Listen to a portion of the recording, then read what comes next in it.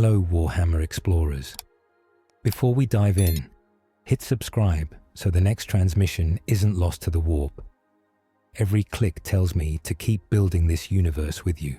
What if a space marine arrived in Star Trek? Brother Captain Marius of the Ultramarines watches his strike cruiser die in warp fire and knows the Emperor still needs him. A last beacon pulses on the command shrine, its runes promising a jump beyond known stars to warn any humans who might still be free. He orders his surviving brothers to fall back, then locks his armor to the teleport cradle and takes the burden alone. The tech priest chants, engines scream, and Marius feels the warp tear at his gene seed like claws. Light breaks, reality folds, and he falls out of his own universe. The sky of New Carthage tears open at noon. Clouds split around a wound of purple and black. Lightning drops in straight lines. The air booms like a giant drum. Everyone in the capital, Port Meridian, looks up. For a second, no one moves. On the balcony of the colonial governor's tower, Governor Lian Chen grips the rail. Wind whips her hair. She stares at the burning hole in the sky and feels the tower's glass walls ripple. Somewhere below, a pane shatters. "Shield grid," she snaps. Her aide's voice answers from the comm on her wrist. Power surge across the network, Governor. Subspace interference is off the charts. Starbase 14 reports an unknown energy signature. It doesn't match anything in the database. The wound spreads wider. Something falls out of it. It is not a ship in any shape she knows. It is a metal spear, thick as a shuttle, covered in glowing runes. Plasma fire trails behind it as it cuts through the sky. It screams like a living thing in pain. People on the streets point and shout. Children cry. One boy, 10-year-old Thomas, drops his ice cream as the spear tears over the city. Its shockwave slams down. Windows burst. The sound hits like a slap across the whole city. Far above the planet, the Federation starship USS Enterprise-D drops out of warp. On the bridge, Captain Jean-Luc Picard leans forward. "Report." "At once, Captain," says Lieutenant Commander Data. "We are in orbit of New Carthage. There is a spatial rupture in the upper atmosphere. Energy readings are unusual." "Define unusual," says Commander William Riker. "I read high-energy plasma, intense gravity waves, and what appears to be a psycho-reactive field," Data says. "The normal laws of physics are fluctuating inside the rupture." Counselor Deanna Troi shivers. Her dark eyes fix on the main view screen. "I feel something from that tear, Captain. Anger, hunger. Many voices, but not like any mind I know." Lieutenant Worf, at Tactical, bares his teeth. "It feels like a battlefield, sir." "Magnify," Picard orders. The view screen zooms in. The falling spear blazes like a comet. Runes of gold glow along its side. The tear behind it shrinks, but does not close. It bleeds light. "Unknown object descending rapidly," Data reports. "If it maintains course, it will impact near Port Meridian." "Geordie?" Picard asks. In Engineering, Chief Engineer Geordie LaForge studies his console. "Captain, that rupture is punching straight through subspace. I can't tell if it's a doorway or a weapon, but it's ugly." "Dr. Crusher, prepare for mass casualties," Picard says. In sickbay, Dr. Beverly Crusher looks up. "Already on it, Captain. Medical team standing by to beam down." On the bridge, Picard's jaw tightens. So many unknowns. One clear duty. "Riker, assemble an away team," he orders. "We will see what has fallen on our people." The spear strikes the ground in the freight district of Port Meridian. Thomas is there. His mother dragged him into an alley when the screaming started. They crouch behind cargo crates. Thomas peeks around the edge as the impact comes. The spear hits like a small meteor. Fire bursts outward. The shockwave knocks containers over like toy blocks. Tomas's ears ring. Dust rolls out in a thick wave. Silence follows. He coughs and wipes grit from his eyes. The spear is now a crater full of slag and cracked stone. At its heart stands a sealed metal pod, twice as tall as a man, half buried in the ground. Lights blink along its surface. Something inside moves. Tomas's mother pulls him back. "Don't look," she whispers. "Starfleet will come. We wait for Starfleet." The pod splits down the middle with a hiss of steam.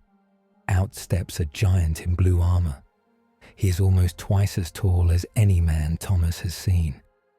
Thick plates of blue metal cover him, marked with white trim and a golden double-headed eagle. Each step makes the ground tremble. His helmet has round eye lenses like green glass. He turns his head slowly, scanning the ruined street. In one hand, he carries a gun as big as Thomas. It hums with power. In the other, he holds a sword made of spinning teeth. The giant looks up at the closing wound in the sky. The broken clouds still glow with faint light. For a moment, rage burns through him, hot and sharp, and all the voices in the tear scream his name. Then the wound shrinks to a thin scar and fades. Brother Captain Marius breathes out, slow and hard. His armors display scrolls with warnings. Warp translation incomplete. Teleport vector unknown. Brothers, 0, alone. "By the will of the Emperor," he says softly. His voice is a deep growl. "I endure." Movement ahead. Civilians, huddled in alleys and behind crates. Strange clothes. No purity seals. No imperial uniforms. Their faces vary as much as any hive world he has seen, but their eyes do not know real war. Not yet. A support beam groans above them. The impact has cracked it. The building starts to tilt. Marius moves. To Thomas, it is like watching a tank sprint. The giant crosses the street in seconds. He slams his shoulder into the falling beam. Servos scream in his armor. Weight like a building presses down on him. Stone chips, metal bends. The beam stops above Thomas and his mother. "Run," the giant says. They run. Marius holds the structure until the last child stumbles clear. Pain lances through his enhanced muscles. His armor's power couplings flash red. With a roar, he twists away and lets the beam crash down. Codex note: the power armor of an Adeptus Astartes lets one warrior bear a city's weight, but every strain must be paid in blood and machine spirit. He straightens and scans the street. No Arbites patrols.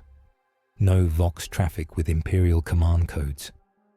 The air tastes different even through his filters. Less industry. More clean ozone.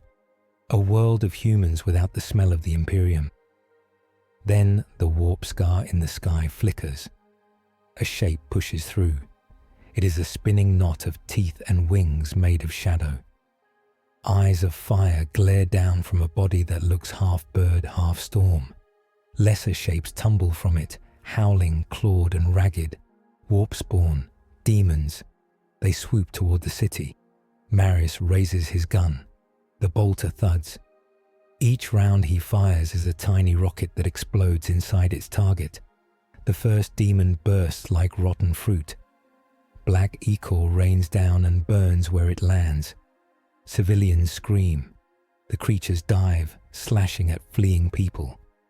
One lands on a hovercar and pushes it over. Another wraps its hands around a man's head and squeezes. Marius can hear the wet pop even over the roar of his gun. He walks forward, firing. Each shot is precise. A wing ripped away here. A spine shattered there. He swings his chainsword at one that gets too close. The spinning teeth bite through its chest. The demon howls as warp energy bleeds out. On the Enterprise bridge, alarms blare. "Captain," Data says, Multiple energy signatures have emerged from the rupture. They are not composed of normal matter. Troi clutches the arm of her chair. They're screaming, she says. All of them. They hate everything here.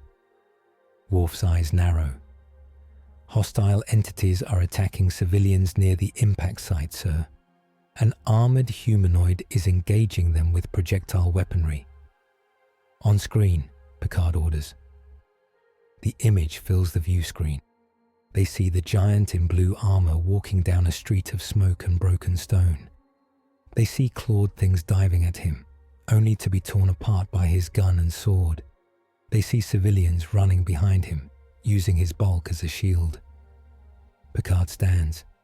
Riker, he says quietly, I want that man alive. Riker nods. Worf, gear up. Data, you're with us. Dr. Crusher, Counselor Troi, report to Transporter Room 3. We're going down. In the turbo lift, as they rush, Troi looks at Picard. I've never felt anything like those creatures, Captain. Their minds are wrong, but the man in armor feels focused, angry, but he's protecting people. Picard nods. We will meet him, Counselor. Then we will see what kind of galaxy he thinks he comes from. They beam down into hell. The transporter sparkle fades, and the away team stands in the shattered freight district. Fire burns in broken windows. Smoke curls up into a sky still, scarred by the warp tear. The air smells of burning metal and something sharp that makes their eyes water. Dr. Crusher scans. Multiple injured nearby, she says, and a field of psionic interference, like static in the air. Worf raises his phaser rifle. Hostiles, 2 o'clock. A demon, tall and thin with too many joints, scuttles along a roof line. Its jaws open sideways. Worf fires. The phaser beam lances out.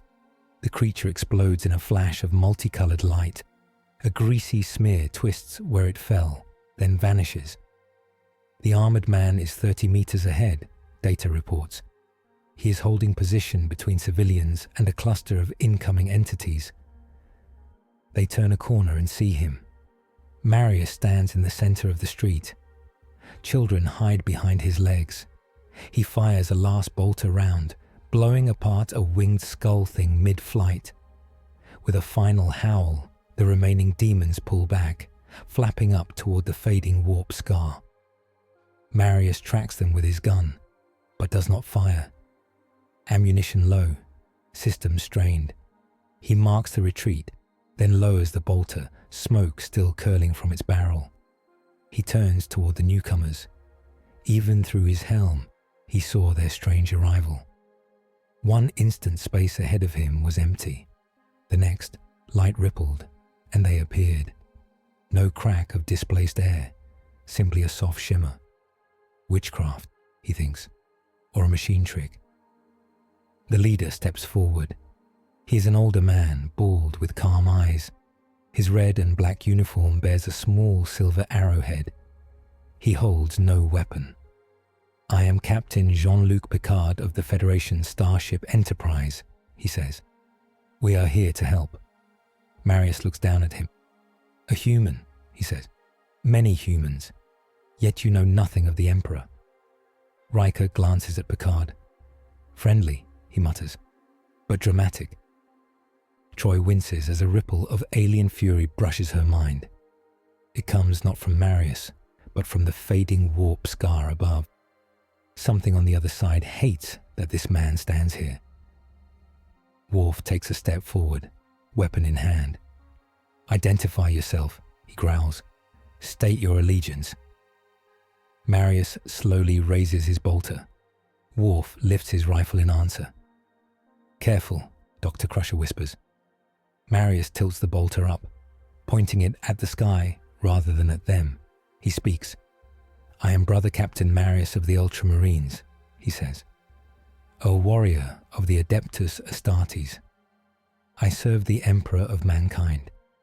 You are his subjects, though you do not remember him. I will learn how that came to be. Data murmurs to Riker.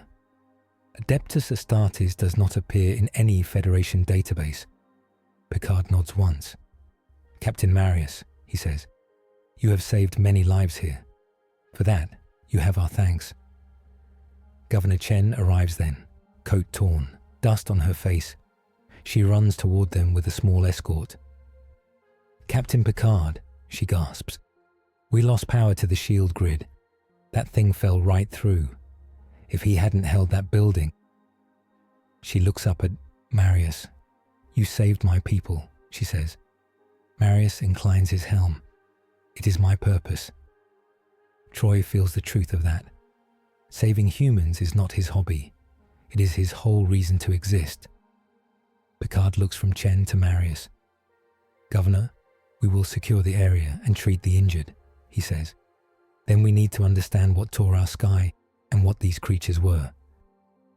Chen nods. Whatever you need, Captain. My staff is at your service. She gives Marius a wary, grateful look. And you, Captain Marius. This is New Carthage, a Federation colony world. We don't have an emperor here, just a council and Starfleet. A mistake that still left you human, Marius says. For that, I am glad. From Earth, a stern voice cuts in over Picard's comm badge. This is Admiral Alina Nechayev, the voice says. Captain Picard, we are reading anomalous energy signatures from your sector. Reports of unidentified hostiles and an unknown armored combatant. Explain. Picard taps his badge. Admiral, we are on the surface of New Carthage. The armored individual is a human who has engaged hostile entities and protected Federation citizens. Current evidence suggests he is not hostile. Current evidence is not enough, Nechayev snaps. Your priority is to protect Federation interests. Contain that individual.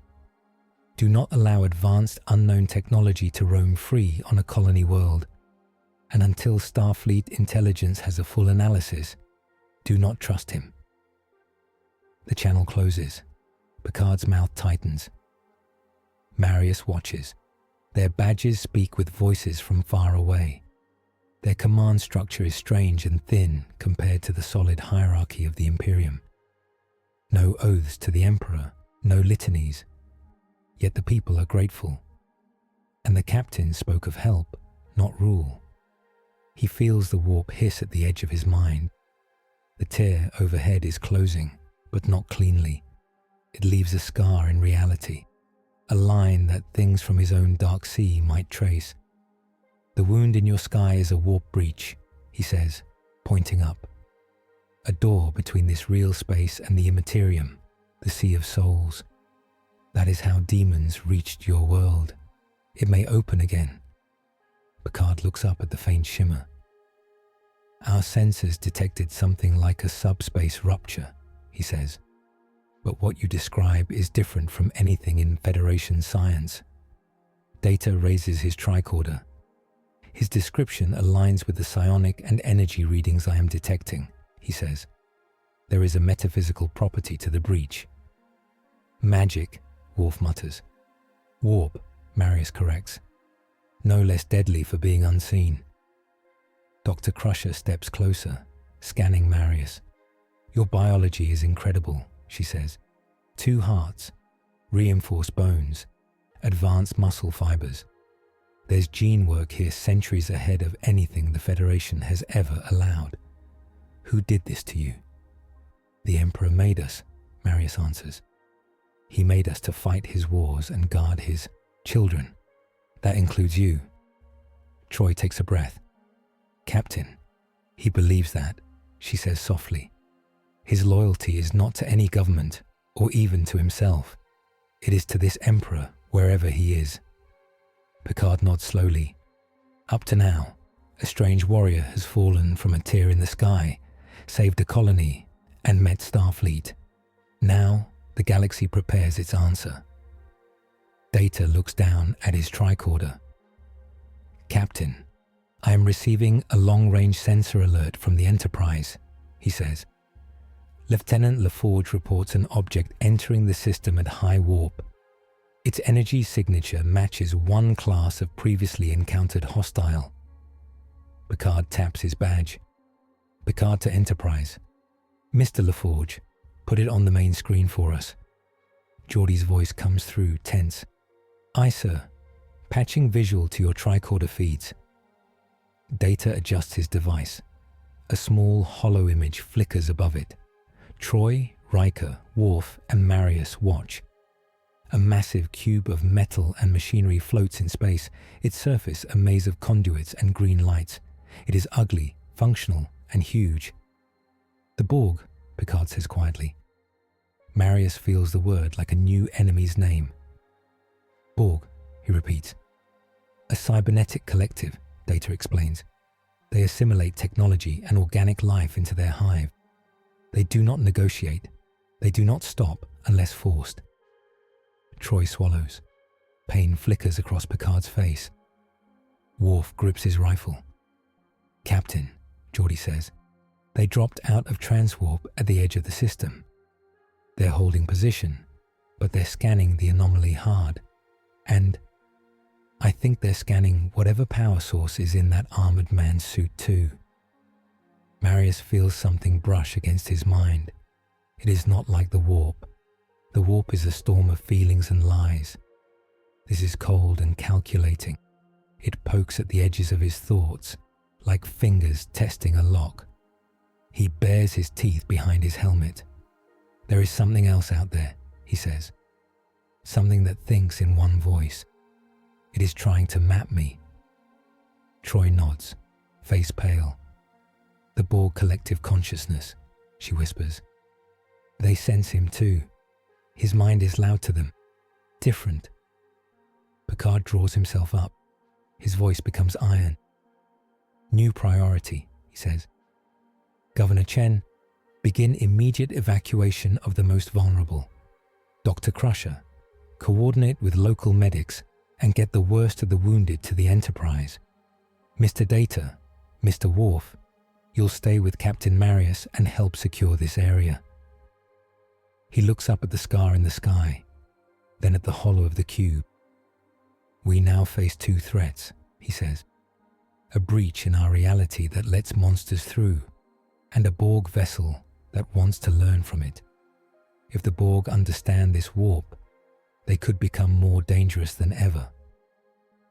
And they will come for your people, Marius says, as the Xenos of my galaxy do. Riker nods. Then we'd better make sure they don't get what they want. Worf glances at Marius. If you fight the Borg, he says, you will have my respect, but they adapt to weapons.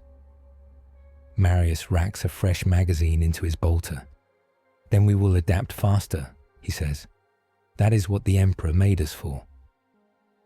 High above, the Borg cube drifts closer to New Carthage, its green lights like hungry eyes. Inside, cold voices speak as one. Anomaly, new biology, new technology, assimilate.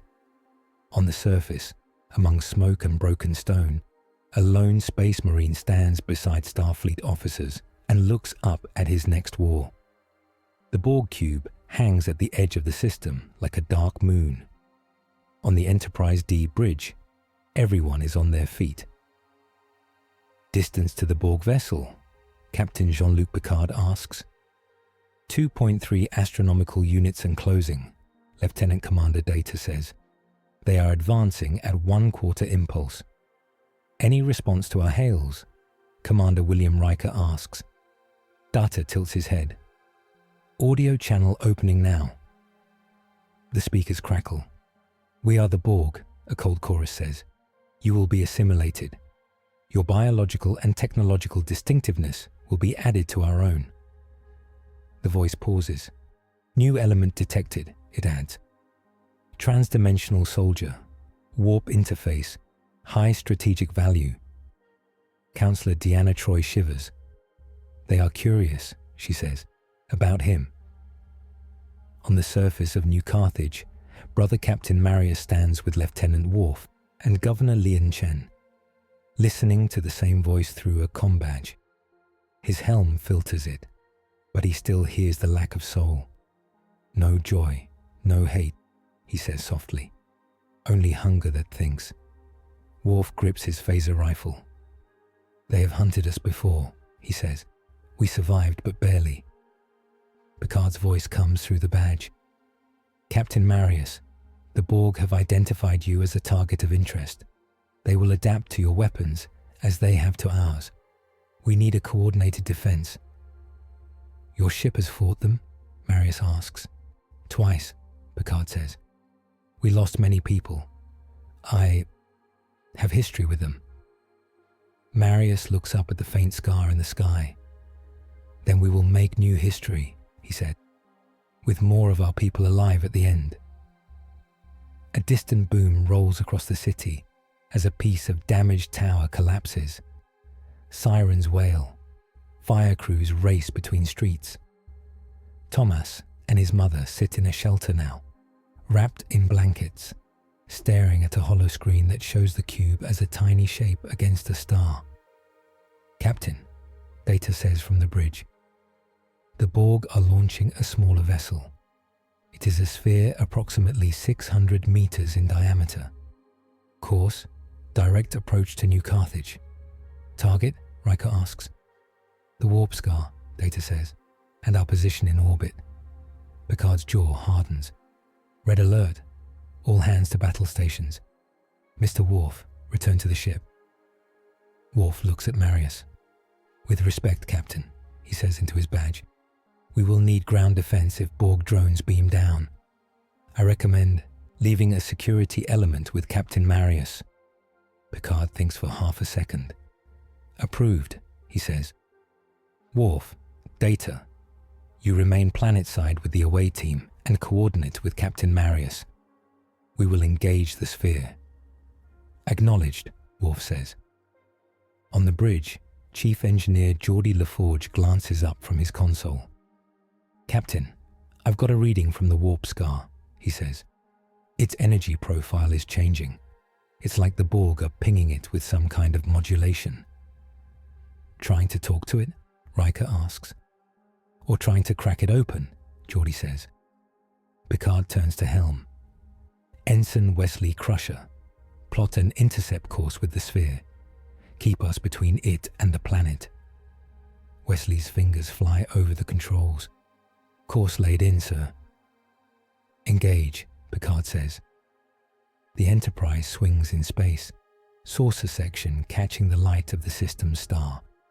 It glides between the planet and the fast approaching Borg sphere.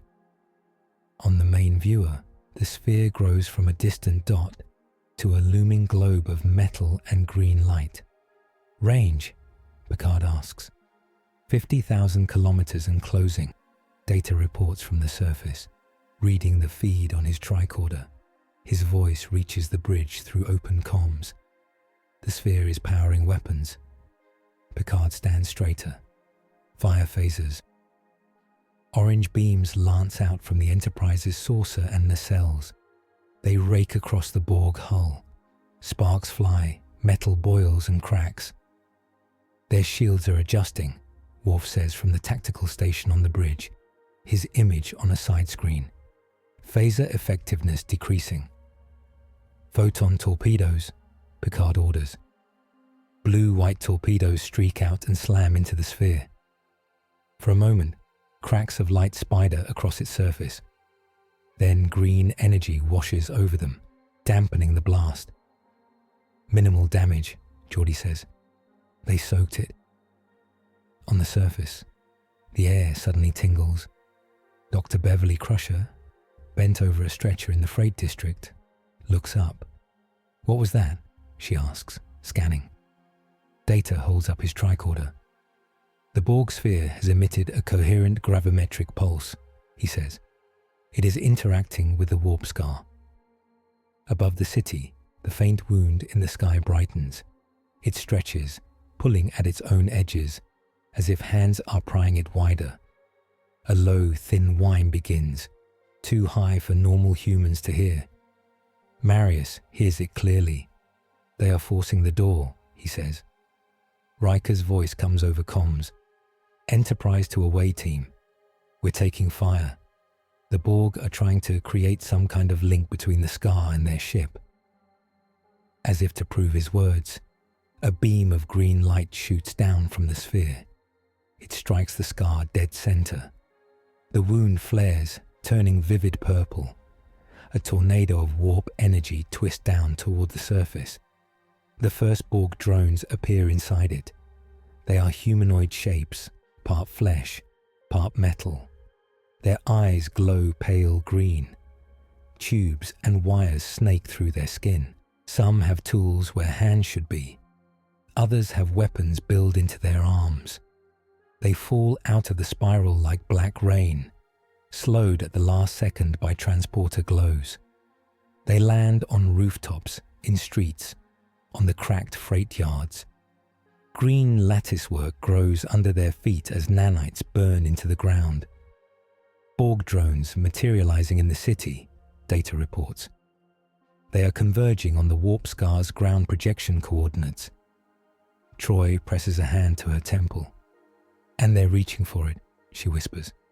Not just physically. They're trying to taste it with their minds. Marius's hand tightens on his bolter. How many? He asks. Dozens, Data says. He recalibrates. Hundreds, and more on the way. Governor Chen's voice snaps over local channels. All civilians, this is the governor speaking. Evacuate central districts immediately. Follow Starfleet guidance. Stay away from the sky wound and any green structures. Do not approach injured drones. Worf raises his rifle. They will assimilate anyone they touch, he says. Then they must not touch, Marius answers. He turns to Picard's image on a nearby holo projector. Captain Picard, he says. If they join their machine collective to the warp, they will become something worse than either. You must stop their ship. I will stop their ground. Picard nods once. Do what you have to, Captain Marius, he says. We'll keep them occupied up here. Picard out. The channel closes. Marius looks at the Starfleet officers around him. Data, Worf, Dr. Crusher, Troi, a pair of human security officers he has not yet learned by name. We form a spear, he says. We drive it into their heart, where their link to the warp touches ground. We hold collateral damage as tight as we can. Worf bares his teeth in a small, grim smile. At last, he says, a proper plan. Dr. Crusher speaks up. There are injured people all over these blocks, she says. We can't just charge through them. Marius nods. We do not trample the weak, he says. They are why we fight. But if we let the Borg reach that scar, there will be no weak left to save. Troi looks at him. You care, she says, but you are ready to do terrible things to protect people. War is a terrible thing, Marius says. The Emperor did not make us to enjoy it. Data studies a map on his tricorder. The densest cluster of Borg drones is forming at the old Maglev depot, he says. Its roof has partially collapsed from the earlier impact. The warp scar's projection is directly above it. Then that is our battlefield, Marius says. He turns, servos whining, and starts to run. The others follow. They move through broken streets. Fire crews clear paths, guiding civilians into transporter safe zones where Chief Miles O'Brien beams them up in shimmering waves. Keep 'em coming, O'Brien says over comms from the transporter room. We'll pack them into every deck we can fit. On the bridge, Wesley calls out, Captain, the sphere is adjusting its vector. They're lining up with the warp scar. If they fire again, brace for impact, Geordi says. They're building up a huge charge. The Borg vessel glows along its surface. Green energy gathers in a large emitter at its front. The warp scar in the planet's sky throbs in answer. Target that emitter, Picard says. Full phaser spread. Now. Beams flash. The emitter flares, then blows out in a spray of metal and plasma. The Borg sphere shudders. They are damaged, Worf says, but their main drive is still active. They are continuing their approach. Then we meet them halfway, Picard says. Mr. Crusher, take us in. The Enterprise surges forward, trading fire with the Borg. The hull shakes under cutting beams. Consoles shower sparks. Smoke fills the air. On the surface, Marius and the away team reach the Maglev depot. What used to be a transit hub is now a nest of green light. Borg drones move in slow, purposeful lines. They plant tall spires that unfold into glowing nodes. Green beams link them together into a lattice that rises toward the warp scar. At the center of the lattice, a strange shape hangs in the air. It is a sphere of pale purple, like frozen lightning. Warp energy and Borg tech twine around it. That is the contact point, Data says. A junction between the scar and the Borg sphere. Troi's eyes go wide. They're trying to put the whole planet into a kind of shared dream, she says. But it's not a dream. It's a tunnel for something else to come through. Marius lifts his bolter. Then we tear out the tunnel, he says. He steps onto the cracked plaza.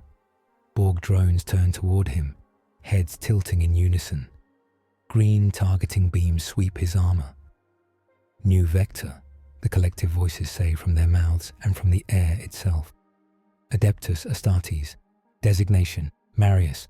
Threat level, high. Assimilation priority, 1. They advance. Marius opens fire. Bolter shells roar out, each one a fist-sized round of explosive death.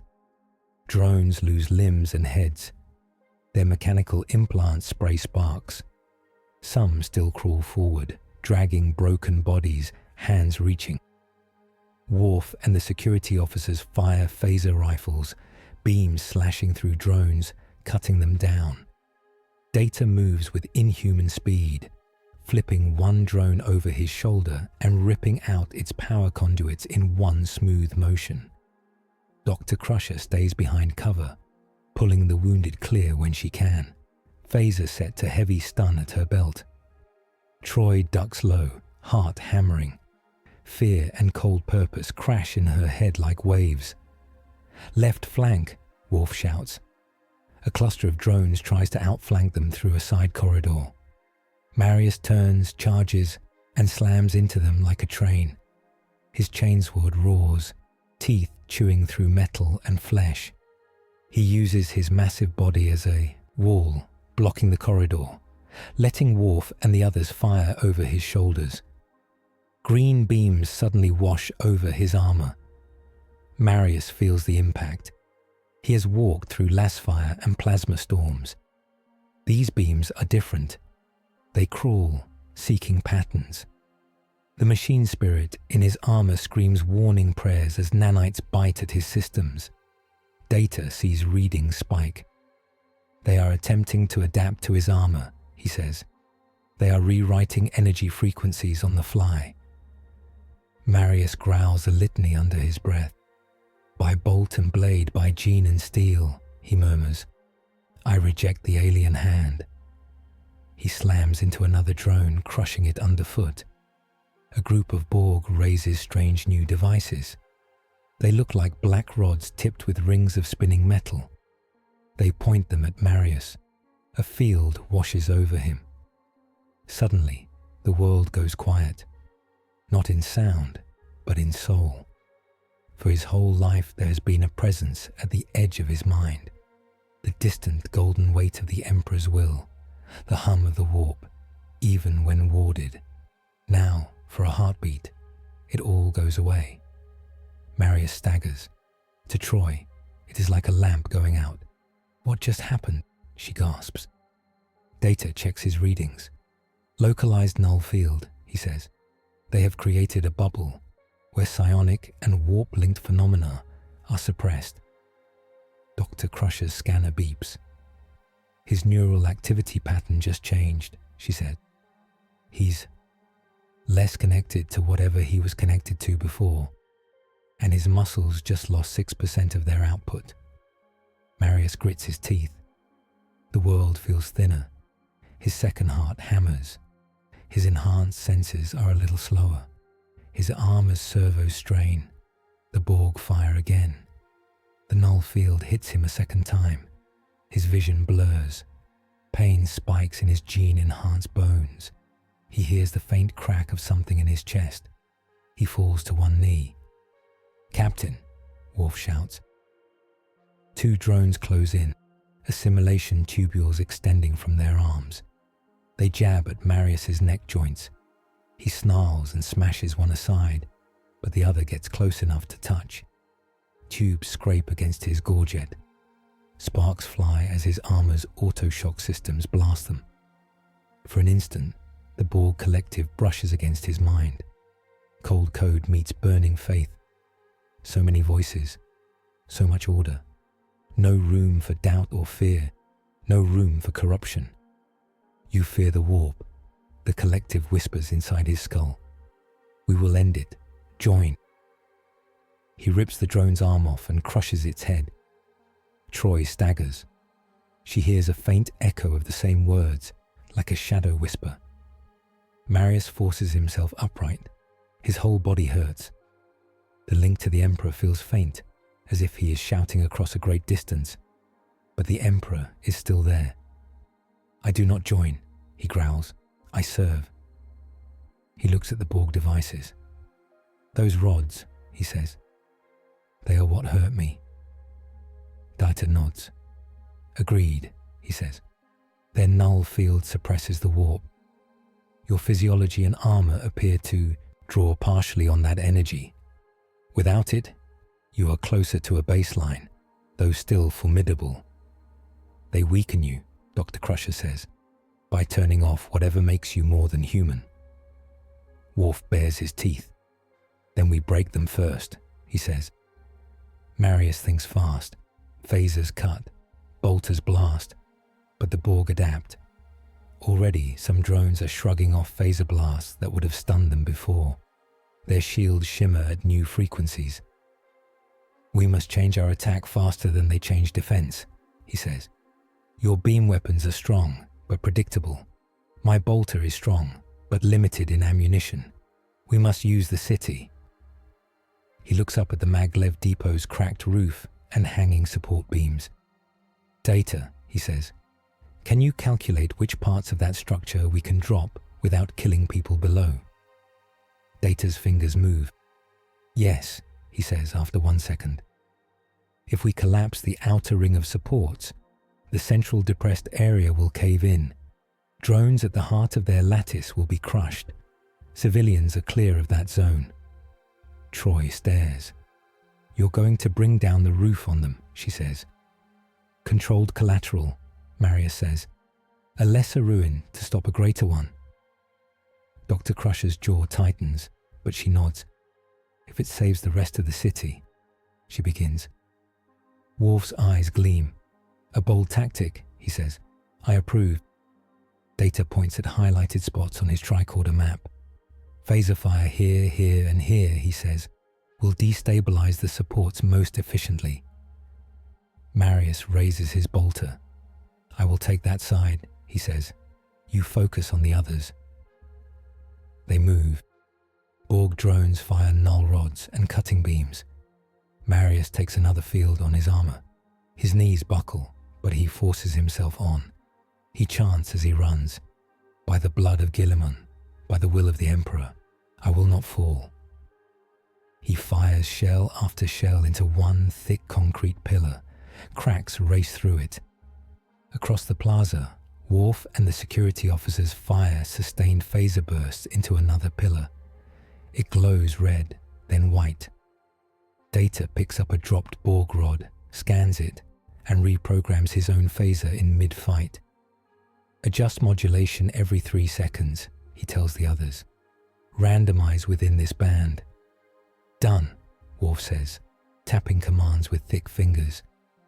Their beams begin to cut through Borg shields again, if only for a moment at a time. Troi, heart-pounding, drags a wounded civilian clear of the soon-to-fall zone. "Move," she cries. "Go, go, go." Dr. Crusher darts in behind her, hypospray hissing, sealing wounds on the run. Overhead, the roof groans. Green light intensifies around the central warp Borg sphere. Drones extend cables into it. The air hums. Marius fires his last shell into the cracking support. "Done," he says. Data nods. Structural collapse in 3, 2, 1. The roof comes down.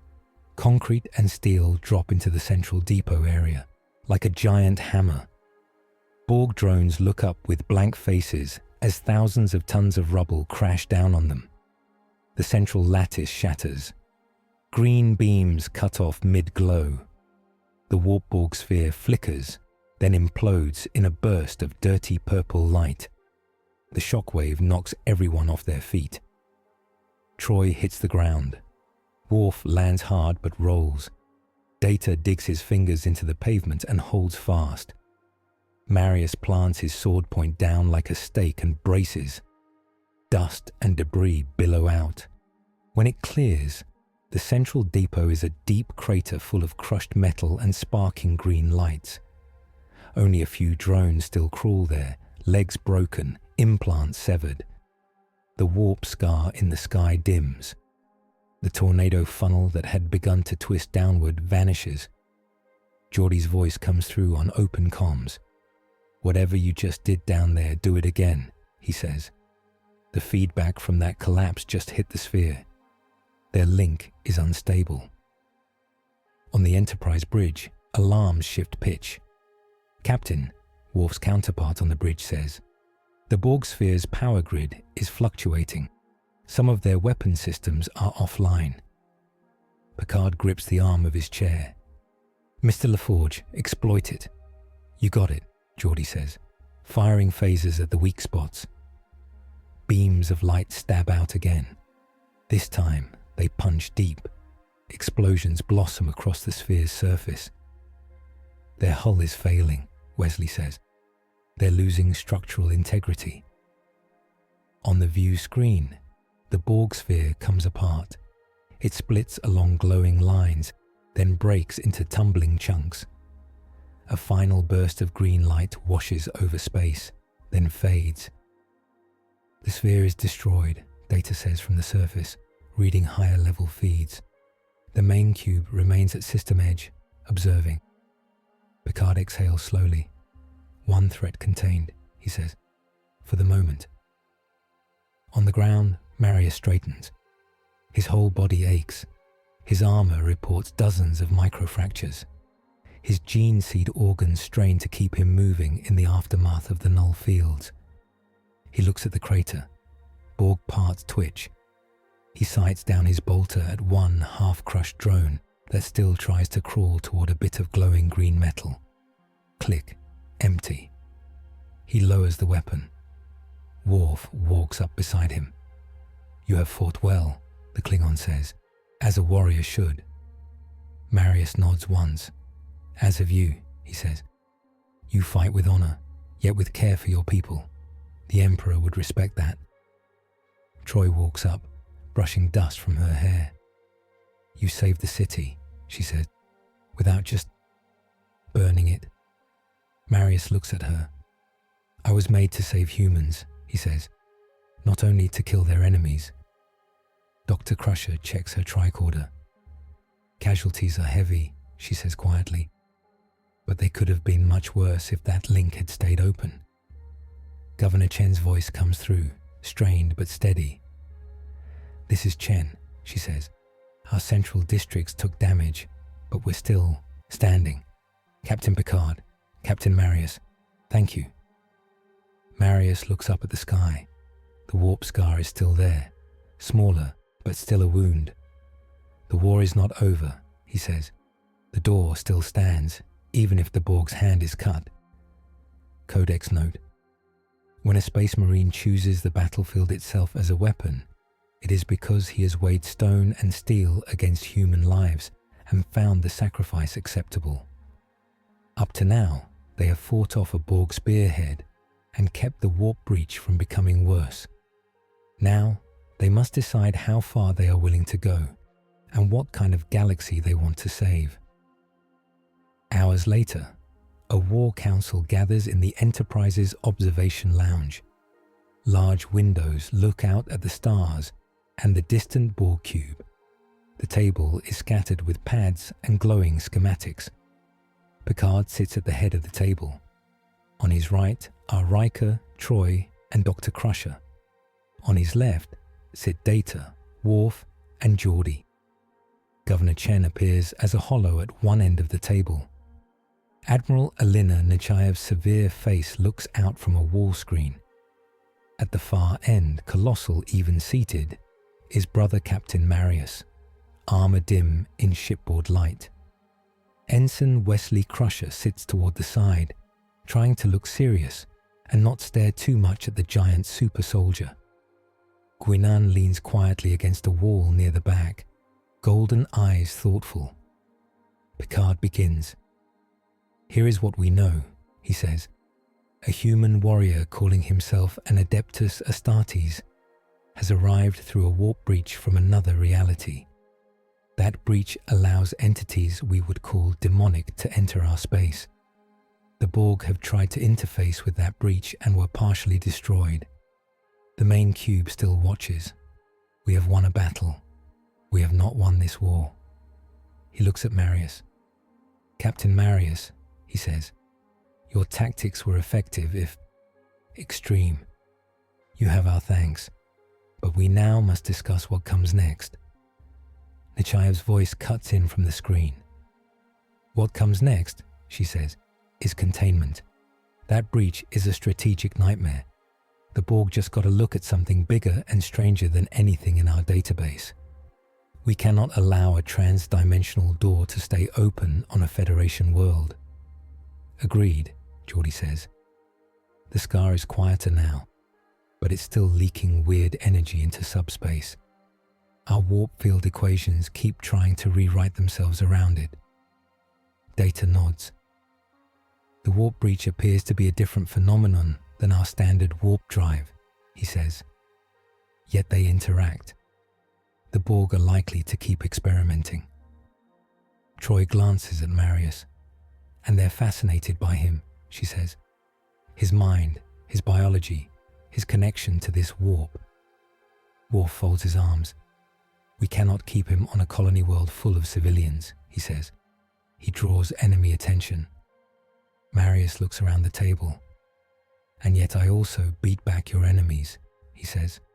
"Do not forget that." Riker spreads his hands. "We don't," he says. "But Starfleet has rules. We don't usually deploy walking tanks with swords in the middle of cities. Our job is to protect lives with minimal force." Marius's voice stays calm. "In my Imperium," he says, "force is the only reason any human still lives. Without it, the warp would pour into our worlds and devour us from the inside out. Your Borg are like a cold version of that hunger. They strip souls and make them part of their machine." Nechaev arches an eyebrow. "You speak as if you've seen worse," she says. "I have," Marius replies. "I have seen worlds fall to chaos. I have seen human minds broken and turned into weapons against their own families. The Emperor built the Adeptus Astartes to stop that. We are a shield, a bloody, brutal shield, but a shield." Dr. Crusher leans forward. "You were children once," she says. "Taken, changed, turned into weapons. Did anyone ask you if you wanted that?" Marius looks at her. "No," he says simply. "And that is right. Children do not know what war demands. It is the duty of those who see the horizon to shape those who can hold it." Wesley flinches. "You think it's right to change people without their consent?" he blurts. "Just because some emperor said so?" Marius considers the young man. "In my galaxy," he says, "if we had spent centuries asking each child, there would be no children left to ask." Troi interjects, voice gentle but firm. "Captain Marius, in our Federation, We believe that people have the right to choose their path, she says. We've faced war, we've faced Borg, but we do not turn our children into tools without their say. That's how we try to stay human. Marius's gauntlet taps once on the table, a soft metallic sound. Your way is kind, he says. I do not mock it. I even envy it. But kindness does not impress the warp. It eats kindness. It eats trust. Only will and fire hold it back. Picard steeples his fingers. We are not blind to threat, Captain Marius, he says. We stand for peace, yes, but we do not pretend that the universe is safe. We draw lines. We fight to defend them. But we fight to preserve freedom, not to crush it under a holy boot. Geordi nods. We've seen what happens when people think they have the one true answer, he says. It usually ends with someone's homeworld on fire. Marius turns his helm slightly toward him. You think the Emperor is only a tyrant, he says. You are not wrong to fear power, but without a center, your galaxy spins apart. You already have machine hives that take your people. You already have wounds in your sky. Governor Chen's hollow speaks. My people saw those demons, she says quietly. They saw the Borg. I don't care about your old wars, Captain Marius. I care about my citizens not dying. So I will listen to anyone who can keep them alive, even if I don't like how they talk. Worf grunts. She speaks like a warrior, he says. Riker sighs. This is the problem, he says. We can't deny that you helped. We can't deny that your way of war works. But if we start thinking like you all the time, we stop being the Federation. Nechayev nods. Commander Riker is correct, she says. Starfleet is not a crusade. We are explorers with teeth, not conquerors with excuses. Marius's voice stays low, but there is iron in it. I do not ask you to become the Imperium, he says. Your Federation is yours. Guard it your way. But do not ask me to pretend that war is gentle. Do not ask me to stand aside from a threat because it might offend your doctrine of mercy. Troi leans in. Then what is your line? She asks. You talk about saving citizens, but you accept controlled ruin. Where do you stop? Would you sacrifice 10,000 to save 1,000,000? 1,000,000 to save 1,000,000,000? When does a human stop being a person and become a number on your tally? Marius looks at her for a long moment. When they stand on a world edge and see the warp storm coming, he says, they will know the answer. But if you want words, yes, I would sacrifice 10,000 to save 1,000,000. I would do it awake. I would remember their faces when I close my eyes. That is my burden, not theirs. Dr. Crusher's eyes shine. That's not mercy, she says. That's pain you've learned to live with. It is duty, Marius says. Duty hurts. Picard speaks softly. Duty without conscience becomes cruelty, he says. Conscience without duty becomes cowardice. We walk between those poles. Nechayev clears her throat. This discussion is useful, she says, but we have decisions to make. She brings up a schematic of New Carthage and the warp scar. Option 1, she says. We evacuate the colony, then destroy the entire region with a controlled matter-antimatter blast, hoping it collapses the breach. High chance of success. 0 civilian survivors in that zone. Governor Chen's hands clench. Absolutely not, she says. This is our home. Option 2, Nechayev continues. We quarantine the system, deploy a sensor net, and hope the Borg don't find a way around us. High risk. The cube is already here. Option 3, Riker says. We work with our new friend here to close the breach from the inside, or from his side. All eyes turn to Marius. Troi's voice is quiet. Is that even possible? She asks. Marius thinks. In my galaxy, he says, warp breaches form and close like wounds. We use Geller fields, machines that wrap ships in a bubble of real space, to walk through the warp without being eaten. We can sometimes stitch small tears from our side, but I came here through a forced breach in a broken translation. Geordi frowns. Your teleport system, he says. It dragged you across realities through the warp. The beacon you used is still in your drop pod. I've had my people scanning it. It's leaking. What do you mean, leaking? Troi asks. It's still talking to the warp, Geordi says. Very faint, but constant. And the scar responds. If we turn it up, we might make the breach worse. But if we tune it right, maybe we can damp it down, like we're cancelling noise with noise. Nechayev narrows her eyes. You want to use a device from an unknown universe, powered by an energy we don't understand, to sew up a hole next to a Borg ship, she says. I hope you realize how that sounds. It sounds like science, Geordi says. Dangerous science, sure, but better than blowing up a continent. Marius nods slowly. The beacon is a piece of my Imperium, he says. It knows the Emperor's truth, in patterns and machine spirits. If we use it, we will draw attention. The warp will feel it. So may things inside it. Troi pales. You mean more demons? Yes, Marius says. And worse than those we saw today. Greater things, old things. The beacon would be a shout in a dark place full of hungry listeners.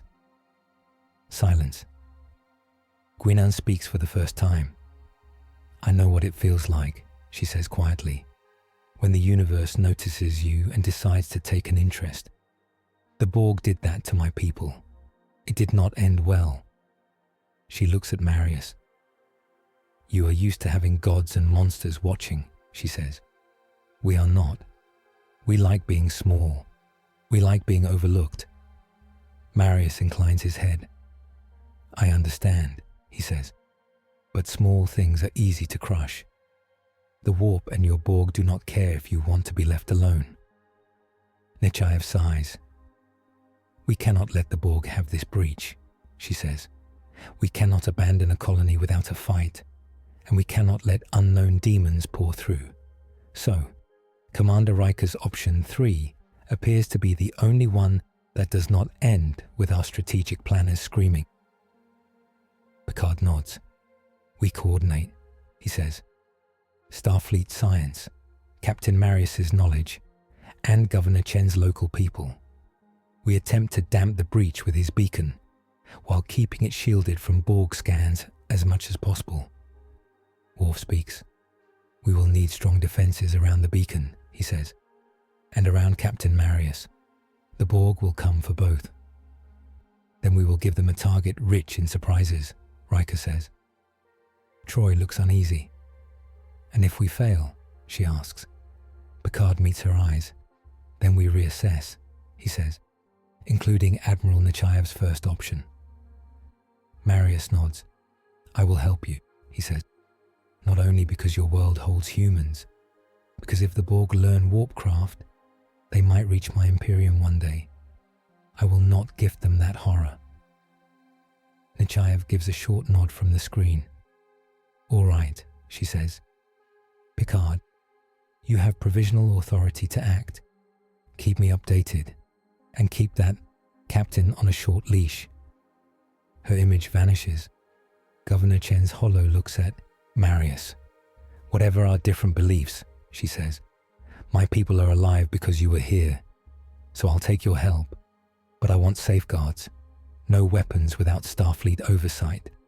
No decisions about my city without my voice. Understood? Marius nods. You are this world's ruler, he says. I respect that. Troi feels the truth again. Picard stands. Then we have a plan, he says. Geordi, Data, you work on the beacon and its interface with our systems. Dr. Crusher, monitor Marius's health and any metaphysical side effects. Counselor Troi, I want you to keep an eye on the emotional impact this has on the crew and colonists. Worf, strengthen ground defenses with Governor Chen's security. He looks at Guinan. And you? He asks. She smiles slightly.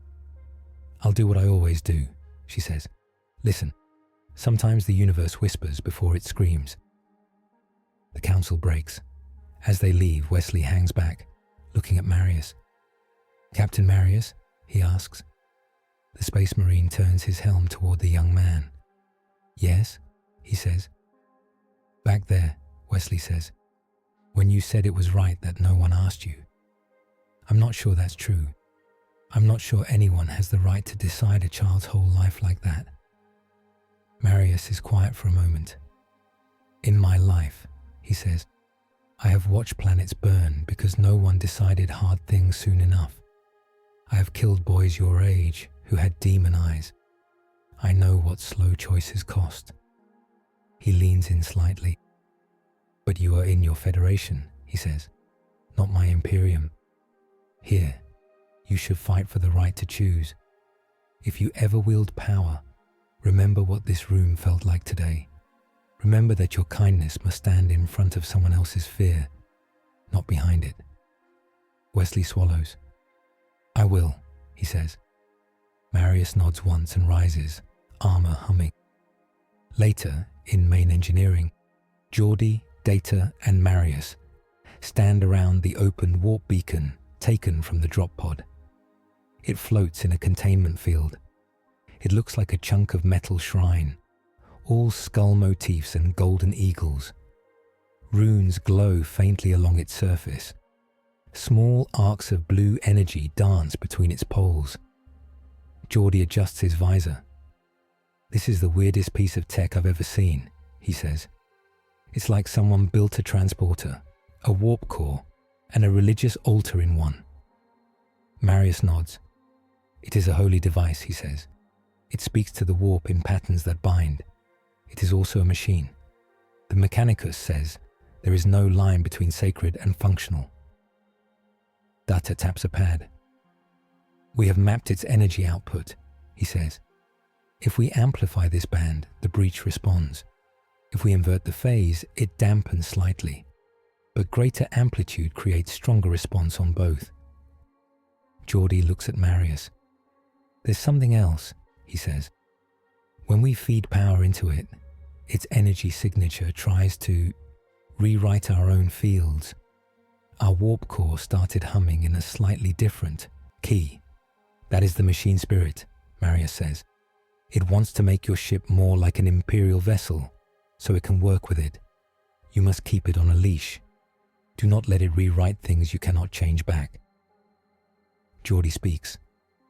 If we push too much power through this beacon, it could sync the Enterprise's warp field with your warp in ways we don't control. That could leave us vulnerable to whatever lives on the other side, or to the Borg copying that pattern. Data adds, the Borg cube is scanning us and the scar constantly. If they detect a stable pattern between the beacon and the breach, they might recreate it with their own tech, giving them controlled access to the warp without needing Captain Marius. Troi's voice comes over the comm from the observation lounge above. And from the emotional side, she says, this null field the Borg used on Marius is a sign. They can hurt him in a way he's not used to. They can cut him off from what gives him strength. If they adapt that further, they could break his mind, not just his body. Marius says quietly, and in my Imperium, we know that a broken Space Marine is a weapon for the enemy. If the Borg manage to twist one of us, they gain all our knowledge and all our killing craft, turned against mankind. Dr. Crusher, listening in from sickbay, adds, his gene modifications make him strong, but they also give the Borg more to work with, more unique biology to map and exploit. He's both our best shield and our biggest prize for them. Back in engineering, alarms beep softly. Data glances at a console. Captain, he says over comms. The Borg cube is changing position. It is moving closer to the planet. Its scans are focusing more tightly on the warp scar. On the bridge, Picard stares at the incoming data. "They're not done," Riker says. "Of course they're not," Picard says. "The Borg do not give up. They rethink." Troi shivers. "Something in that cube is thinking about more than just assimilation," she says quietly. "It's planning around Captain Marius, learning from our values, twisting them." Worf frowns. "How can you tell?" he asks. "I can feel intent, not words," Troi says. "But this feels like an echo of him, cold and stolen, like they took a piece of what he believes when they touched his mind and are playing with it." Picard steps closer to the view screen. On it, the cube looms.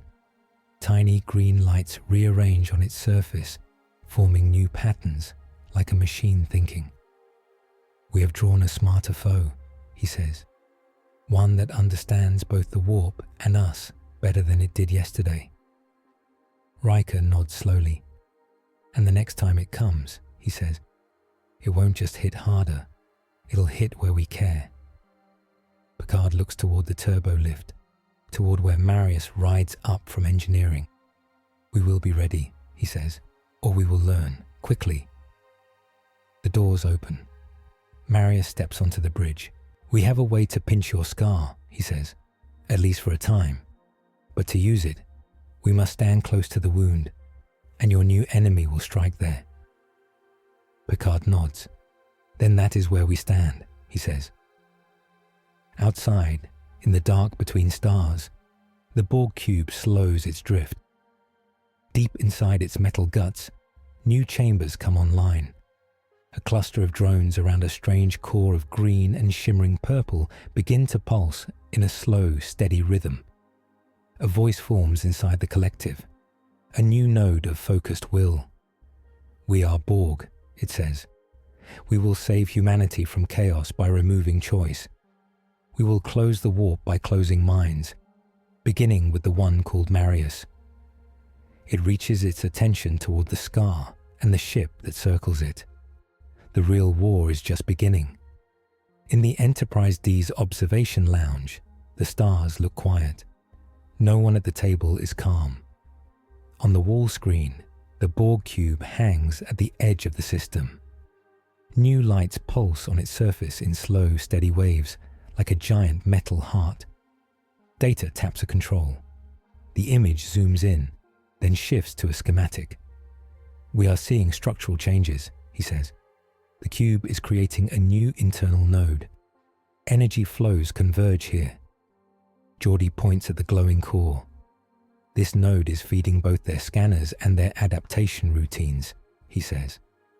"It's like they built a new brain just to think about the warp breach and about Captain Marius." Marius sits at the far end of the table, armor dull in the soft light. The golden aquila on his chest plate catches a faint gleam. "Speak its purpose," he says. Troi folds her hands. "I can feel intent from that node," she says. "Cold but focused. It wants to fix something. It sees the warp and the chaos in your mind, Captain, and it thinks that if it changes you, it can change the whole problem." Governor Chen's hollow flickers at the other end. "So what are they trying to do?" she asks. In simple words, Data nods. "Tactical summary," he says. "Goal 1. Gain stable control of the warp breach so they can move safely through it. Goal 2. Capture Captain Marius and use his biology and knowledge to build warp-resistant Borg units. Goal 3. Use those units to expand their reach into this warp across multiple realities." He looks up. "Standard counters, phasers, photon torpedoes, shields do not address those goals," he says. "We can damage their hull. We cannot stop them from studying the breach, adapting to our weapons, or attempting to capture Captain Marius." Worf's brow creases. "Even if we destroy this cube," he says, "what they learned may spread to the collective. So running away does not fix the problem," Riker says. "Fighting harder does not fix the problem. We need to stop them learning more." Picard nods. And close the breach, he says. Or at least put it behind a door only we can open. Marius speaks. In my Imperium, he says, we use Geller fields, machines that push the warp back from our ships. Without them, demons tear us apart. With them, we can walk the storm. Your beacon, he nods toward the schematic of his drop device, is a crude, broken cousin to that craft. It dragged me here through a forced breach. Geordi brings up a new diagram. We've been working on that, he says. If we link your beacon to our main deflector and set up ground-based power coils around the scar, we can make a kind of net. We call it a stitch field. It pushes against the edges of the breach from both sides. Not enough to close it forever, maybe, but enough to pinch it so nothing big can get through. Data adds, the main deflector will project a matching pattern in orbit. Ground coils, powered from the colony's fusion plants, will anchor the field at the surface. The beacon will provide the warp-specific pattern intelligence we lack. Troi looks worried. And the risks? She asks. Geordi rubs the back of his neck. Plenty, he says. We'll need to run the beacon near the edge of what our systems can handle. That means shouting into the warp. Loud. Things might shout back. Marius nods. Demons, he says. Warp predators. And the Emperor's gaze. He does not ignore such cries. And the Borg, Riker says. They'll see us light that thing up.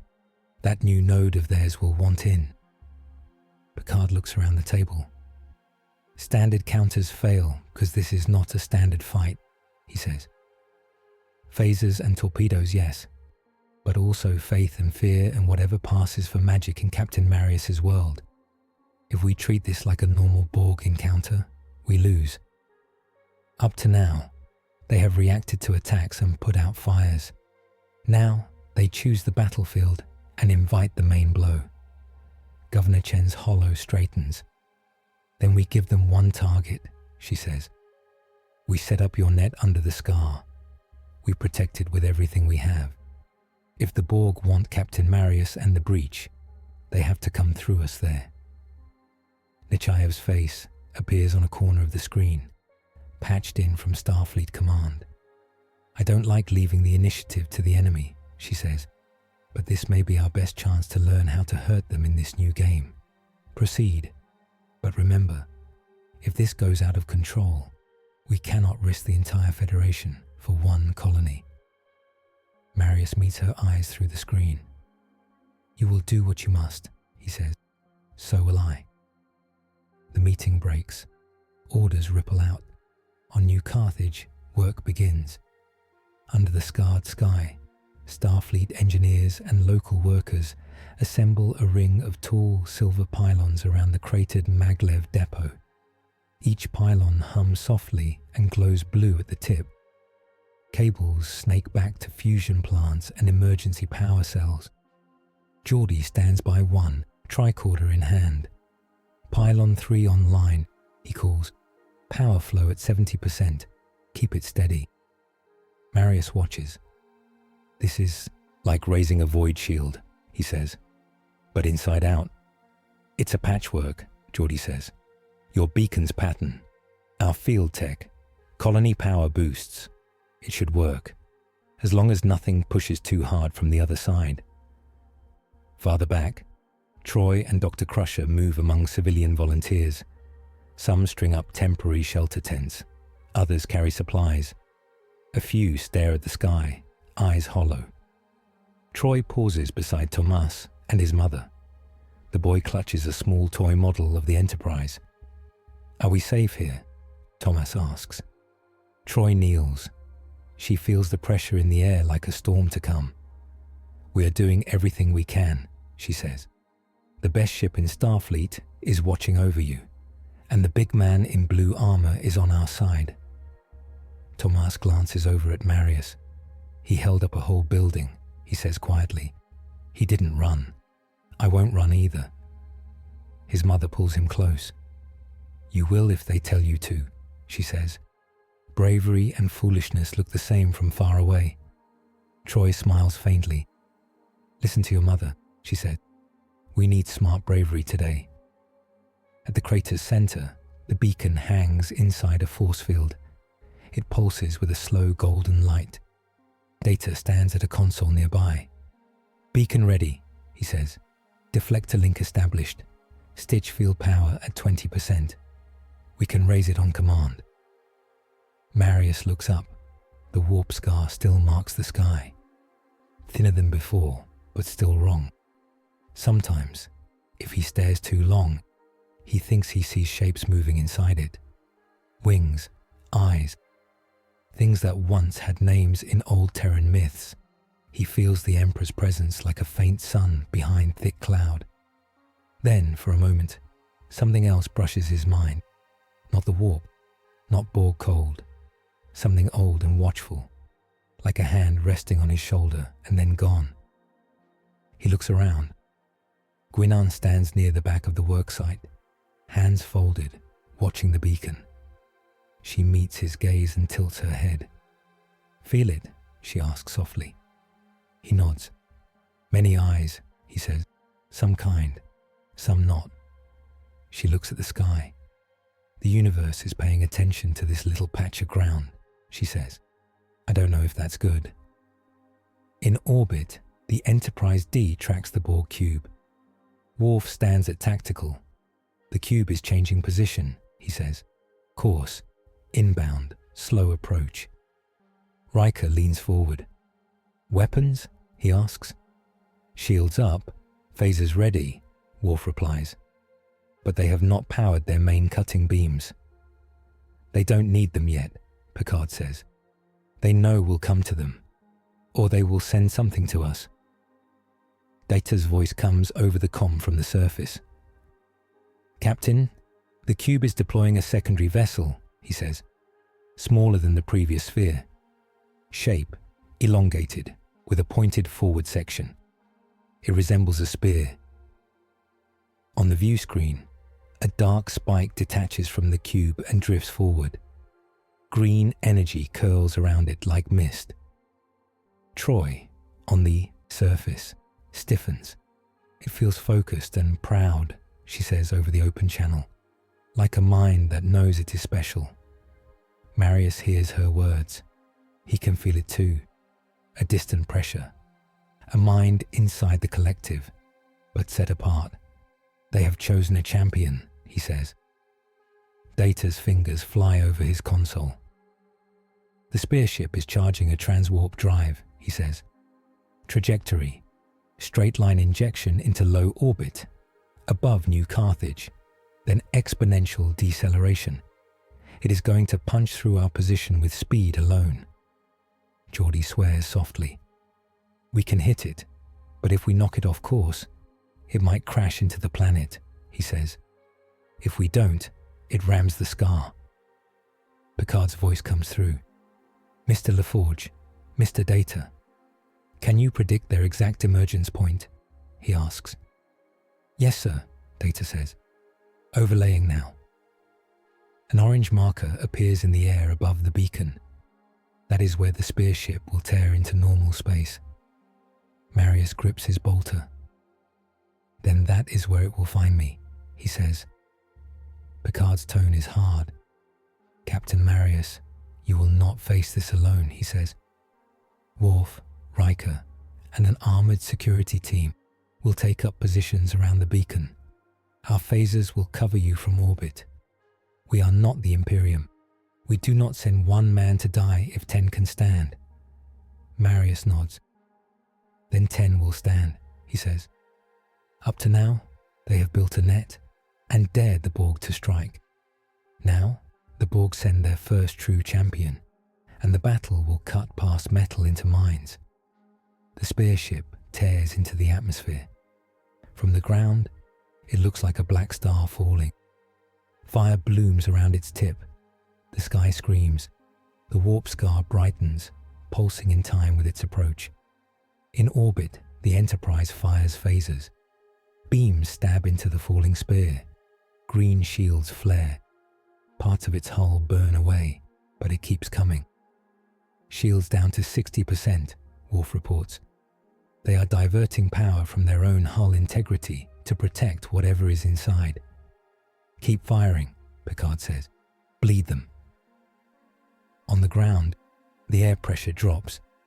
Wind whips around the crater. Dust rises. Data watches his readings. Impact in 10 seconds, he says calmly. 9, 8, 7. Marius walks into the very center of the beacon ring. He plants his feet. He raises his bolter and chainsword. Around him, Worf, Riker, and a ring of Starfleet security officers take cover behind portable shield generators. Phaser turrets deploy with soft whines. Troi and Dr. Crusher shelter back under a pylon, tricorders ready. Governor Chen watches from a hardened command bunker nearby, hands clenched on the edge of a console. 3, 2, 1, Data says.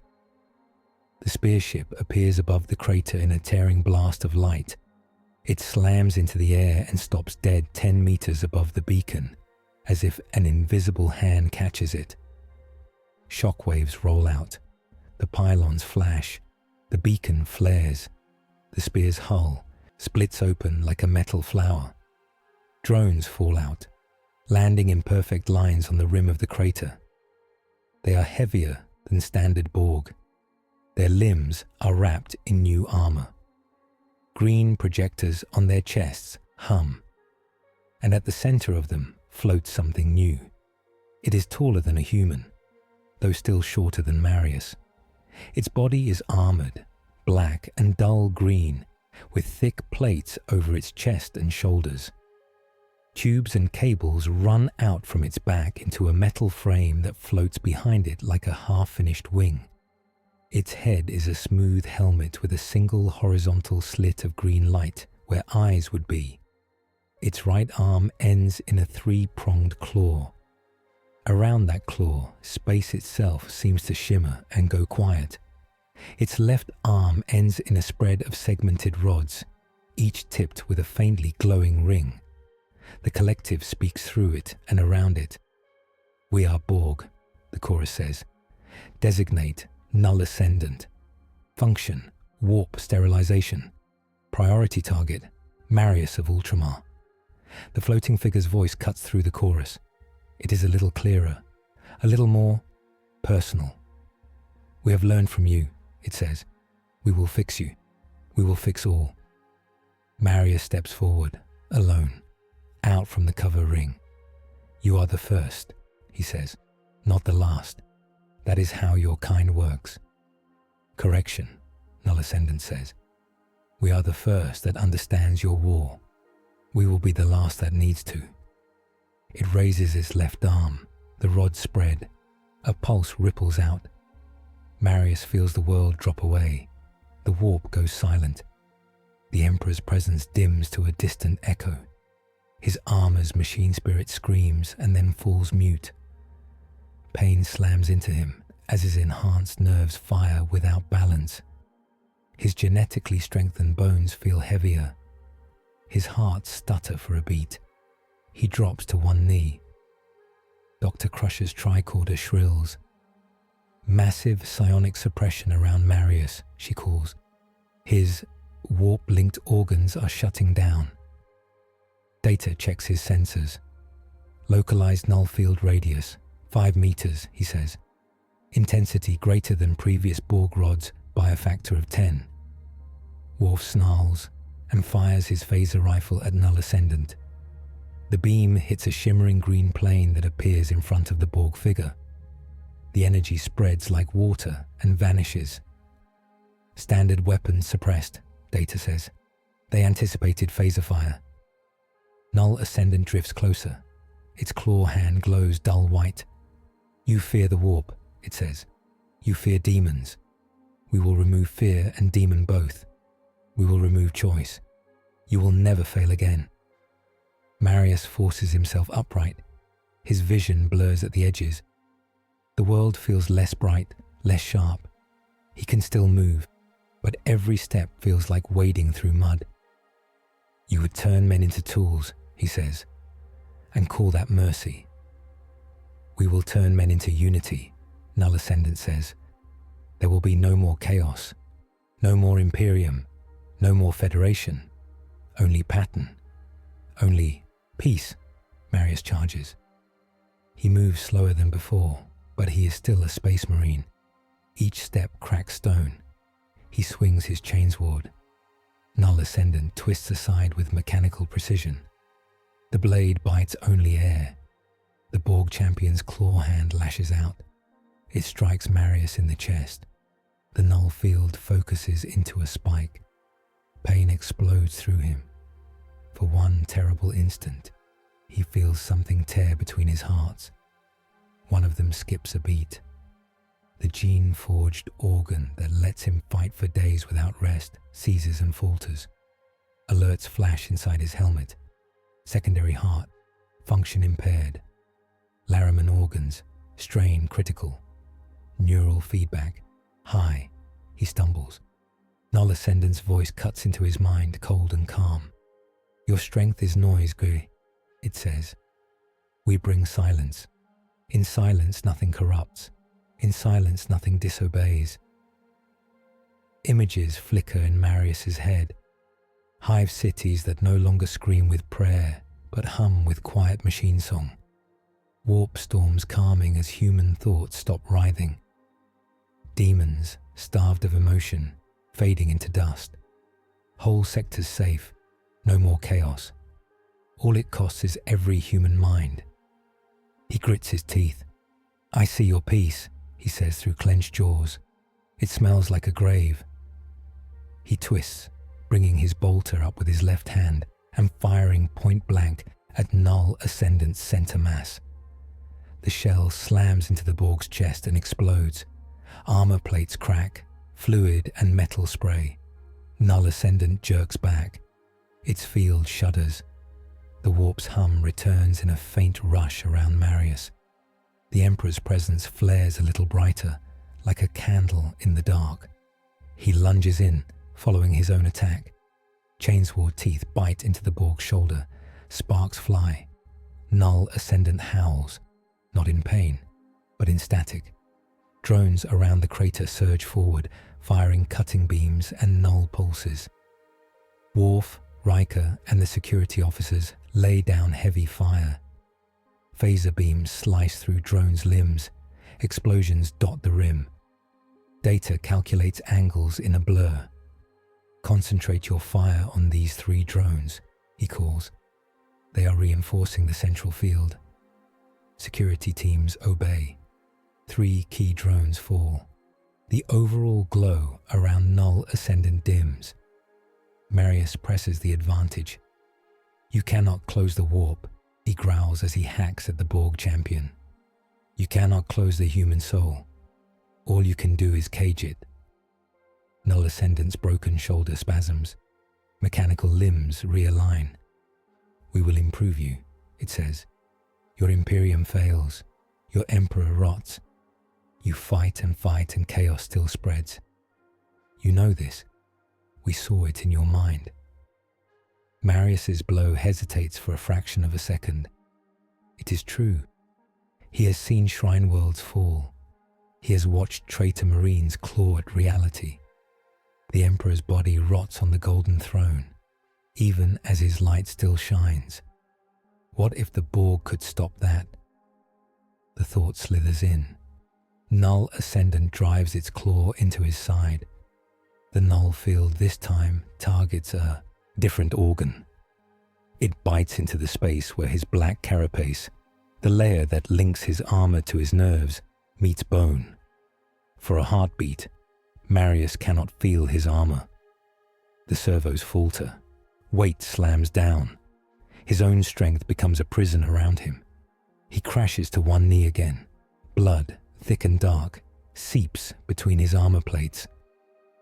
Captain, Dr. Crusher cries. He's bleeding into his chest cavity. If this keeps up... Troi clutches at a pylon. They're twisting his fear, she says softly. They're showing him what he wants most, and then offering it back with a chain attached. Null Ascendant's voice fills Marius's head.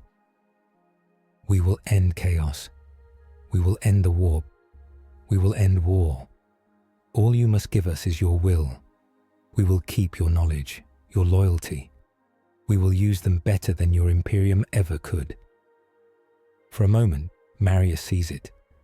He stands on a world where the sky is clear. No warp storms, no daemonic whispers. Hive spires clean and ordered. People walk in lines, eyes calm, minds connected. No one starves. No one burns for wrong faith. No inquisition, no heresy. He walks among them as a towering figure of metal, his blue armor now black and green, his aquila replaced by a Borg sigil. His chainsword hums only when a stray thought needs trimming. It would work. He could save more people this way. So many more. He feels his will wobble. The Emperor's presence flickers. On the rim of the crater, Guinan closes her eyes. She does not have Troi's telepathy, but she knows the taste of the Borg in her mind. She had felt it in Picard once. She feels a cold pressure now, like fingers on a bruise, reaching for something bright inside Marius. She steps forward, into the open. "Hey," she calls. Both combatants glance toward her for a split second. She looks up at Null Ascendant.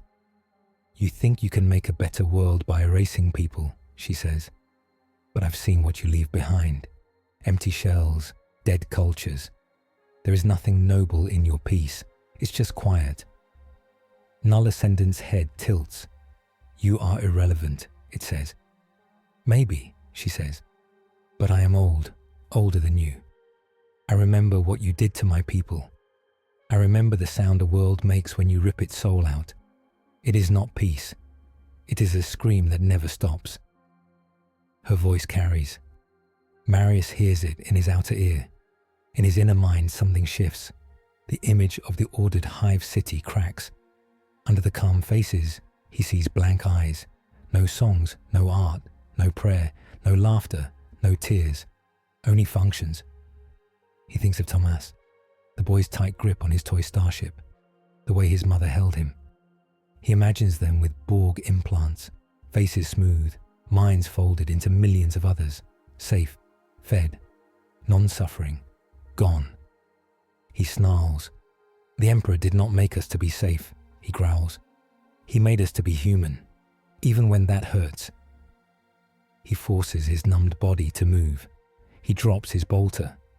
Both hands go to his chainsword. He channels all his remaining strength into one overhead swing. Null Ascendant slams its claw up to block. The chain teeth bite into the claw. Sparks fly. The null field spikes. It feels like fire made of ice, stabbing up Marius's arms, across his chest, into his head. His vision whites out. For an instant, he hears nothing at all. No warp, no Emperor, no Borg. Only his own heartbeat. Then the claw splits. The chainsword hacks through Null Ascendant's arm and into its chest. It bites deep. The Borg champion jerks, field going wild. Green light surges out in a sphere. It slams into the pylons, the beacon, the drones, the ground teams, the sky. Codex note. A wound that bites the warp and the machine at once leaves scars in both flesh and soul, and neither heals cleanly. The beacon screams. Golden and purple light spiral together. The warp scar above flares open a fraction wider, then snaps shut to a tight line, then writhes. In that moment of chaos, something pushes through. Demonic faces press against the inside of the sky. Horns, claws, teeth made of emotion and madness. They gnash at the boundary, eager. Marius sees them. Null Ascendant sees them. The demons see both. This door is noisy. 1,000 whispers hiss. So many minds, so much tasty order. Come inside, come outside, come, come, come. Null Ascendant's field flickers. For the first time, emotion leaks into its voice. Anomaly, it says. Non-computable entities. Warp life forms non-assimilable, Threat level extreme. A demonic face lunges at the thin skin between worlds. It presses its snout against invisible glass and glares at the Borg champion. "Little machine man," it coos. "You think you can turn off our storm?" Claws tap the barrier. "Cute." Null Ascendant recoils. It tries to reinforce its null field, to push the warp back. The demons push back from the other side, giggling. Marius sees the Borg's fear. He smells it, like ozone and hot metal. He rips his chainsword free with a roar and drives his armored shoulder into Null Ascendant, tackling it away from the beacon. They crash into the crater wall. Rock shatters. Null Ascendant's back frame buckles. Cables snap. Its null field spasms, then shrinks tight around its own body, a last shield. "You cannot control what you do not understand," Marius snarls. "You think silence will save you, but the warp does not care if you speak." He slams the chainsword down again. The blade chews into the Borg's torso. Sparks and fluid spray. The green eye slit flickers. The Borg champion reaches up with its remaining hand. Tubes snake out, aiming for the gaps in Marius's armor. "If we cannot change you," it rasps, "we will erase you. Data remains. Pattern remains. You are a failed design." The tubes jab into the cracks at his side. Cold burns through his blood. He feels nanites swarm through his veins, hunting for cells to change, systems to map. They crawl at the edges of his mind. For an instant, he sees himself through Borg senses. Labels on every organ, on every gene, on every thought. Assimilation in progress, the collective whispers. Marius's own will surges. He thinks of the Emperor, of Ultramar, of all the oaths he has sworn, of Thomas's face, of Guinan's old sad eyes, of Picard's quiet iron. He does not beg, he commands. "Begone," he roars, not at the Borg, but at the creeping cold inside him. The warp rushes in, the breach above flares. Gold light, thin but deadly, spears through it and into him. For a heartbeat, he is the center of a storm. Every demon face recoils. Every Borg nanite screams. For those few seconds, his soul is a flare of burning faith wrapped in ceramite and gene-forged flesh. The nanites fry. Null Ascendant's tubes blacken and crack. Its internal systems overload. Green lights flicker and die. Marius brings his chainsword down one last time. He splits the Borg champion from neck to pelvis. The body falls apart. The null field collapses. The warp scar snaps back to its previous thin line, trembling. The beacon's glow drops to a dim pulse.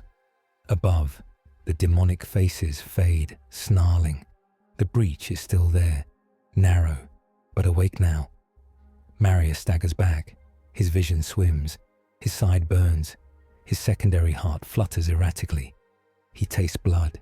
He drops to one knee for the third time. This time, he cannot force himself up. Worf and Riker rush in, firing at the last few drones. Phaser turrets finish off stragglers. The rim of the crater is a mess of smoking metal and bodies. Troi runs to Marius's side. Dr. Crusher right behind her. Crusher's tricorder whines. "He's alive," she says. "But barely. Severe internal bleeding. Organ stress. And something else. I'm reading trace foreign tech in his system. Inert, but present." Troi feels it too. Inside Marius's bright, burning mind, she senses a tiny cold thread, a sliver of Borg pattern, wrapped in faith like barbed wire around glass. "If that wakes up," she whispers, "he could become something else. Not Borg, not what he was." Picard's voice comes over the comm, strained. "Report," he says. Riker answers.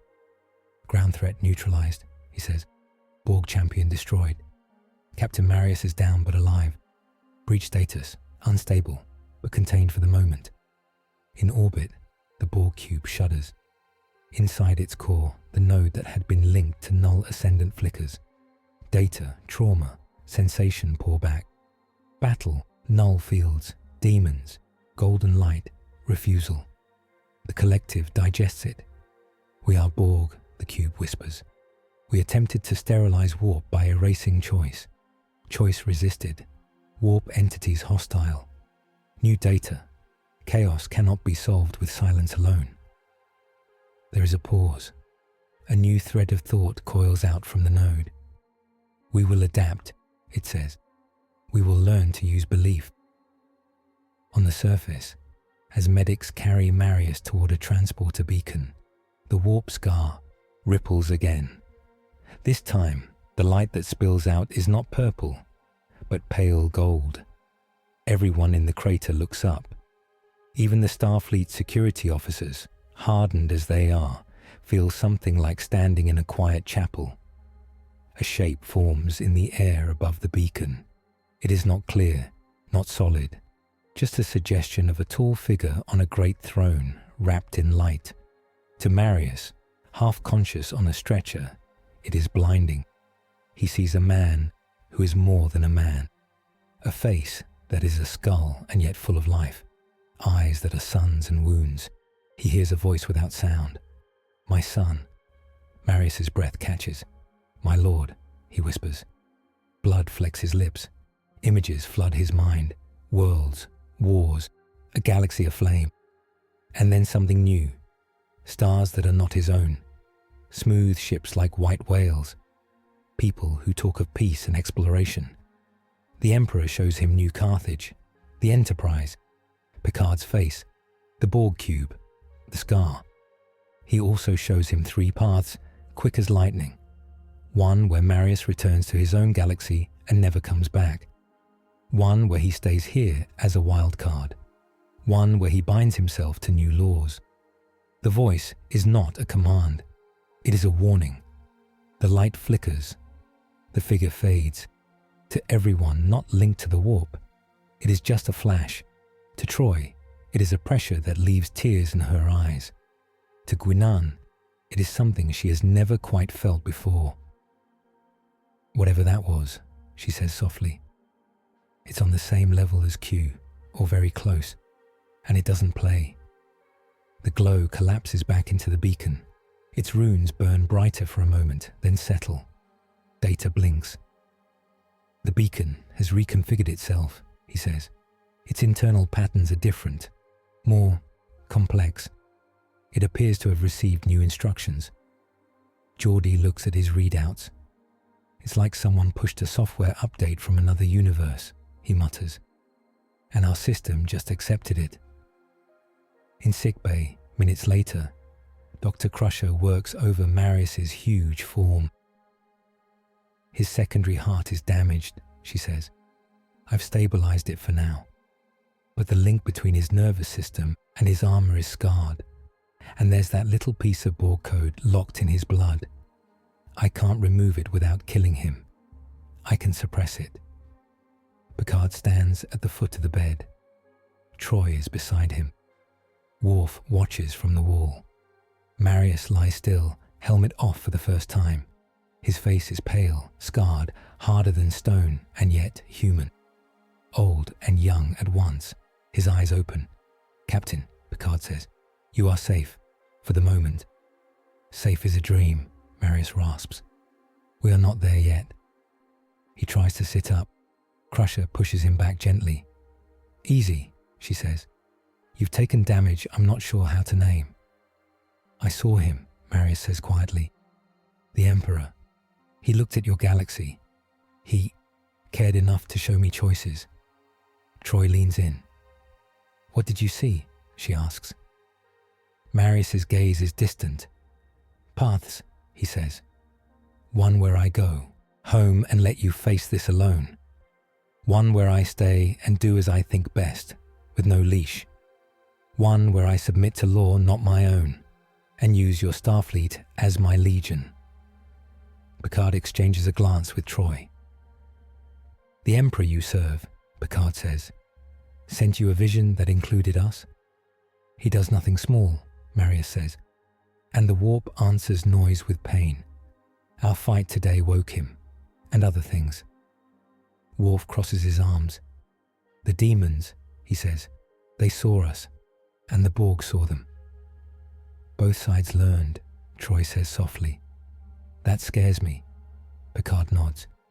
The Borg now know that something exists beyond their control, he says, and they will not accept that. Marius looks at him. And the Emperor knows there is a place where humans live without his name, he says, yet still stand against the dark. He may judge that. Silence. Up to now, they have fought enemies and talked doctrine in their own frames. Now, gods and machine collectives have noticed each other, and nothing stays small. Admiral Nechayev appears on a screen in sickbay. Her voice is tight. Captain Picard, she says, we saw the energy flare from Earth. Science teams are calling it a psionic spike, beyond anything in our files. What happened? Picard tells her. The battle, the Borg champion, the demonic lunge, the golden vision. Nechayev listens, jaw clenched.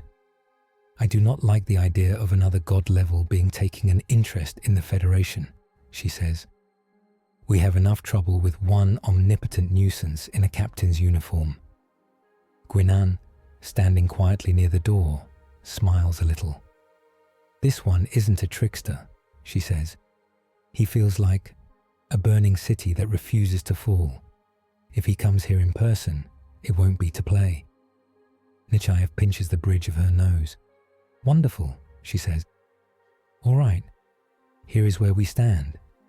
She ticks points off with cold clarity. 1. The breach is still open, but narrower. 2. The Borg have lost a champion, but gained terrifying data. 3. Captain Marius is now partially compromised by Borg foreign matter and warp exposure. 4. Some power that may be the Emperor he speaks of has just rewritten an alien device on our soil. She looks at Marius. You said this Emperor is your supreme authority, she says. He sits on a throne and gives mandates. If he is now aware of us, I need to know what he expects you to do. I won't have a holy war break out in my backyard. Marius meets her gaze. Then we must ask him, he says simply. Picard blinks. Ask him, he says. Yes, Marius says. In my Imperium, when a question is too large for any chapter or sector, we make pilgrimage. We go to Terra, to the Golden Throne. We stand before his light and wait for command. Geordi shakes his head. Even if we could go to your galaxy, he says, we don't have the range or the map, and our warp drive is nothing like yours. Marius nods toward the beacon schematic on a side monitor. Now you do, he says. He changed your beacon. He made a bridge, or a path, or a mirror. I do not know the right word in your tongue, but I felt it. Data checks his readouts. The beacon's pattern set now includes coordinates that are not in any known star chart, he says, and a folded metric that suggests a one-time, high-risk translation path. Troi hugs herself. You're saying we could ride that path, she says. Take the Enterprise through the warp, past our own space, to your Emperor. Nechayev's voice is thin with disbelief. You are proposing to take a Federation flagship into an alien hell dimension to talk to a corpse on a chair, she says. Marius's eyes flare. He is not a corpse, he says. He is a man who holds back eternity by refusing to die. Nechayev holds up a hand. Fine, she says. A glowing, not corpse-like Emperor. Point stands, Picard thinks. If we do nothing, he says slowly, the Borg will keep probing the breach. They will adapt to null fields and demons and whatever else lives in that storm. They may find their own path to this Emperor without us. Troi shivers. The Borg at the Golden Throne, she whispers. That thought is wrong. Worf bares his teeth. The Klingons have a saying, he says.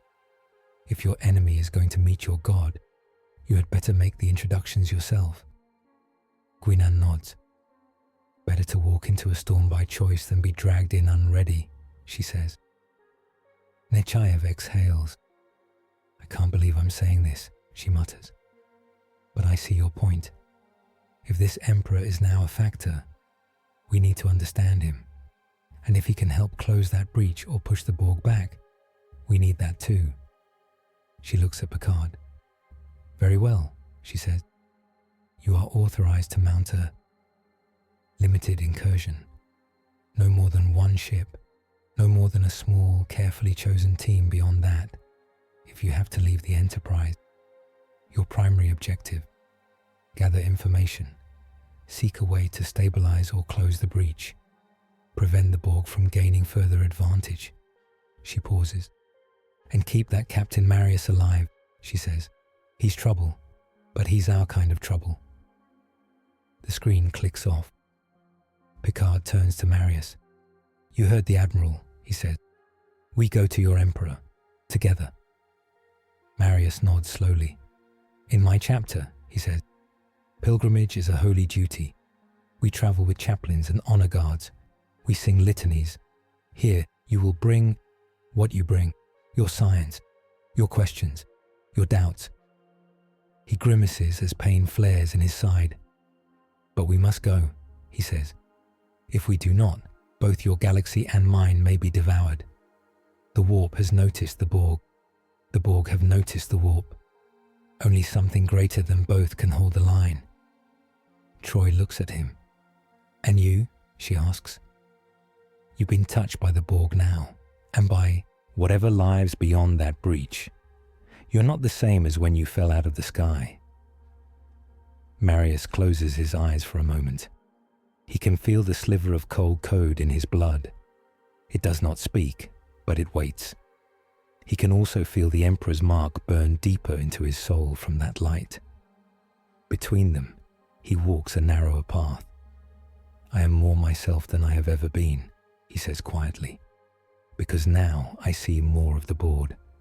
That is dangerous, for me, for you. All the more reason to kneel where I must and stand where I can. Picard nods. Then we prepare, he says, for a voyage Starfleet was never meant to take. Outside the viewports, the stars of New Carthage's sky glitter. Far beyond them, in a different sea, the Astronomican's psychic beam burns. The Borg cube watches both.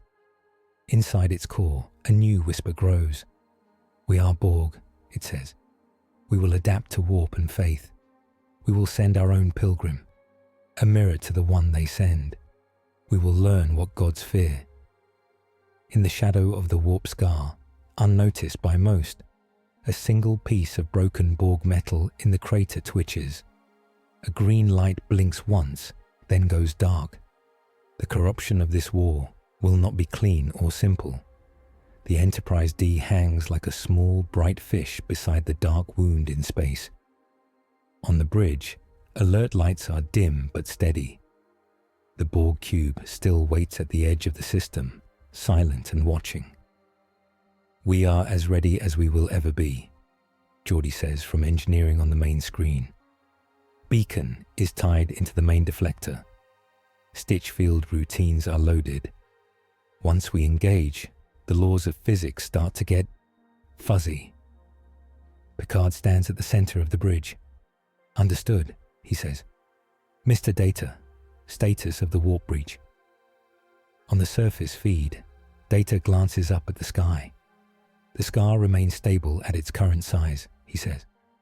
Energy flux is within predicted bounds. The beacon is resonating at a low level with the breach, but not enough to widen it. Troi shifts in her chair. It feels like holding your breath, she says. Everything is waiting. Worf checks his console. The Borg cube is adjusting sensor focus, he says. They are watching the breach and our ship. They must know something is about to happen. So we do it before they can stop us, Riker says. Picard nods once. All departments, this is the captain, he says. tapping the intercom. We are about to attempt a controlled transit through a phenomenon we do not fully understand, guided by a device from another universe, toward a being that may or may not be a god. If you are not comfortable with this mission, you have 30 seconds to request transfer to the saucer section. No questions asked. No one moves. On a lower deck, Tomas watches with other evacuee children on a view screen. When no one stands up, he smiles a little. Of course they stay, he says softly. It's the Enterprise. In sickbay, Dr. Crusher finishes adjusting a bank of monitors around one very large biobed. Marius sits on it, armor sealed, helmet off for the moment. Cables run from his armor's ports into Starfleet machines. His side is wrapped in bandage and metal brace. His skin is pale, but his eyes are clear. You should not be standing, Crusher mutters. I am sitting, Marius says. You know what I mean, she says. You should be in a stasis pod for a month, not diving into an alien hellscape in 3 hours. I heal better when I move, he says. The gene seed was made for war, not sleep. She studies the readings from the small Borg shard in his blood. It's dormant, she says. Your Emperor's light burned it hard, but it's still there. If you get close to strong Borg signals again, it could wake up. Or if your warp exposure spikes, or if you keep taking blows like the last one. Then I will not fall for the same blow twice, Marius says. Troi stands near the door, arms folded. He believes that, she says, but he also accepts he might die on this trip. Crusher looks at Marius. If you collapse in there, she says, we may not be able to get you back. If I fall at the throne, he says quietly, that is a good death. Picard steps into sickbay. How is our guest? He asks. Stubborn, Crusher says. Broken in 3 places, holding together through sheer will and whatever those gene things did to him. He's fit for duty if your duty includes possibly exploding under weird stress. Noted, Picard says. He looks at Marius. Before we leave, I'd like to show you something, he says. Marius raises an eyebrow. Another council, he asks. Something older, Picard said, and smaller. They walk together to a quiet room near the saucer's rim. It is a simple chapel, a few rows of seats, a window that shows stars, a small table with no symbols, so any faith can use it. A candle burns on the table. No one is here. Starfleet does not have an official religion, Picard says. We have many. We have none. This room is for people who need to talk to something they hope is listening. Marius studies it. No altars, he says. No skulls, no statues. No orders, Picard says. No one is told what to think in here. Only invited. He looks out at the stars. Before all this, he says, my faith has been in principles, in the idea that people, given room, will choose a better path, in the belief that knowledge is worth the risk. And now, Marius asks. Now I have seen your warp, Picard says.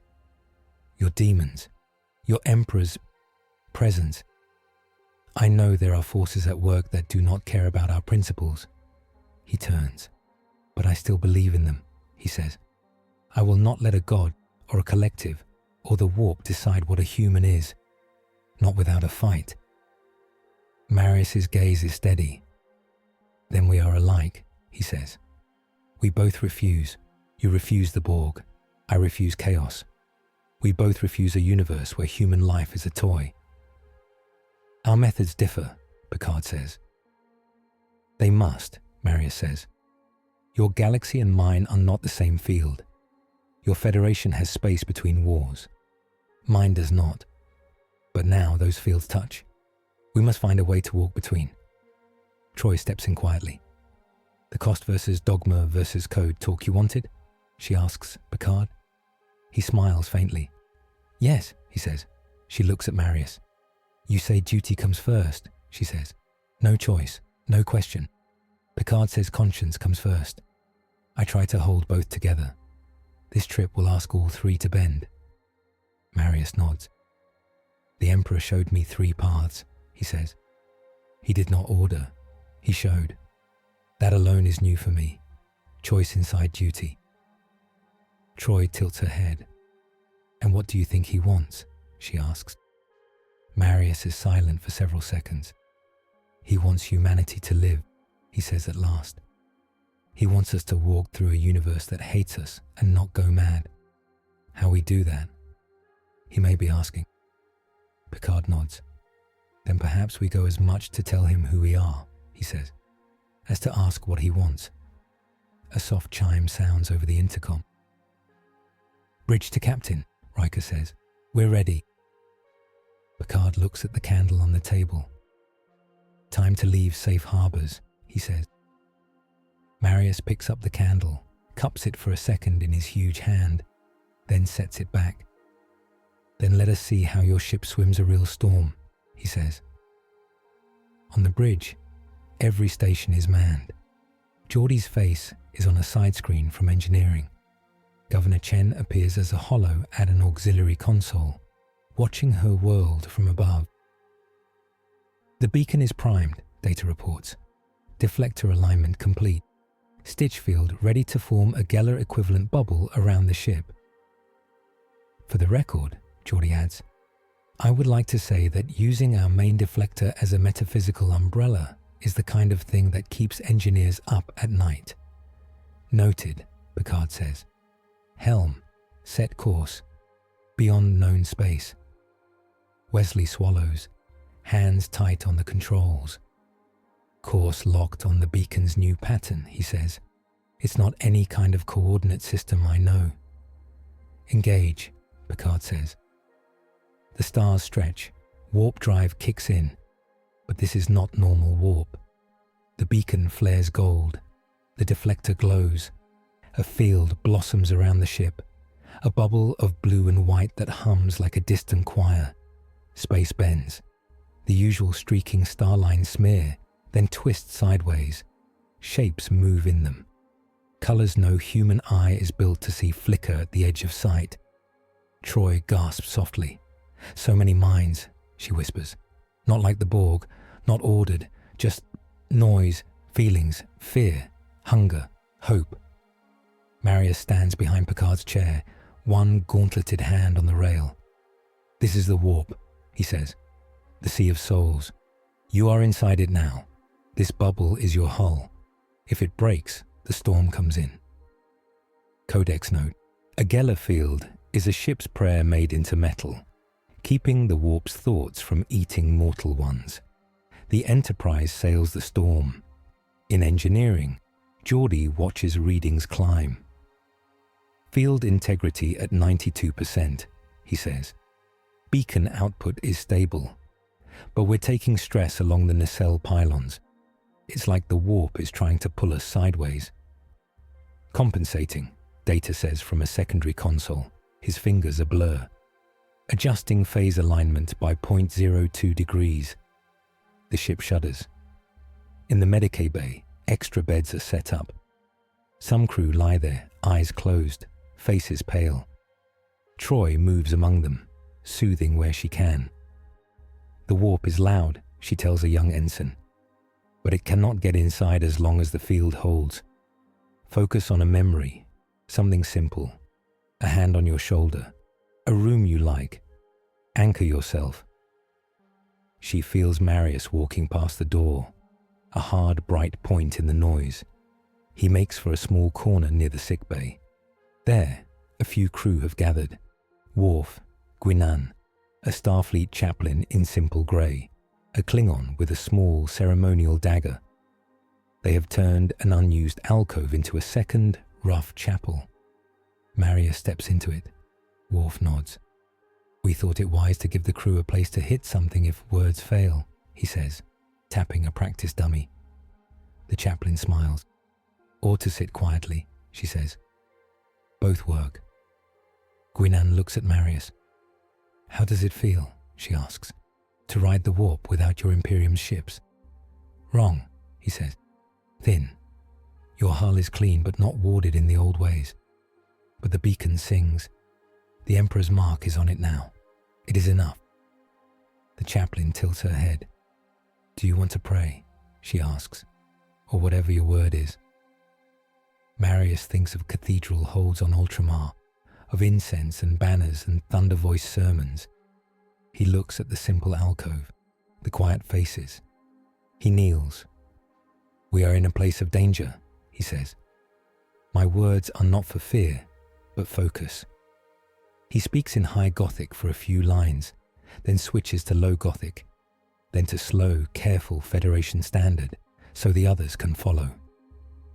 Emperor, he says, look upon this ship of another dream. Look upon these people who fight without your name. They stand against a hunger that would steal their minds.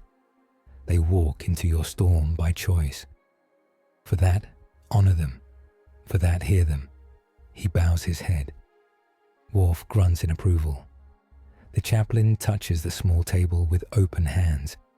Whatever is out there, she says, we'll meet it together. That's enough blessing for me. Guinan watches Marius. You trust your emperor, she says, but you also question him. You're different from some of your brothers, I think. Marius's jaw tightens.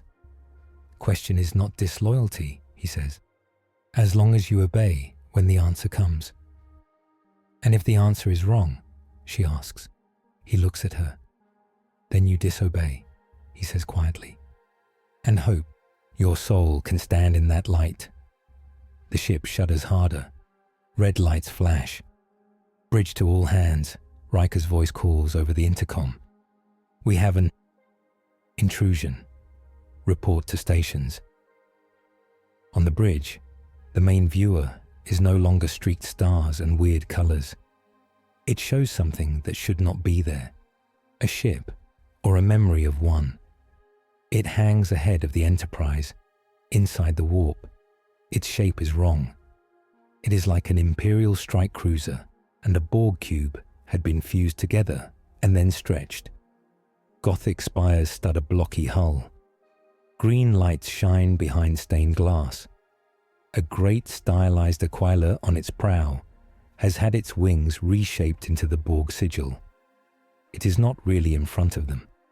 Sensors say there is nothing there, but every visual feed shows it, and in Troi's mind, it presses like a hand. What is that? Wesley whispers. Data's eyes flicker. It does not register as real matter, he says. It is a psychic construct, a projection from the warp, anchored by our field. Troi closes her eyes. It's a possibility, she says. A version of something that could be. Marius steps onto the bridge. He stops. On the viewer, a figure steps out onto the phantom ship's forward balcony. He is in blue armor like Marius, but smoother, with green lines of light tracing every plate. A Borg optic implant glows over one eye.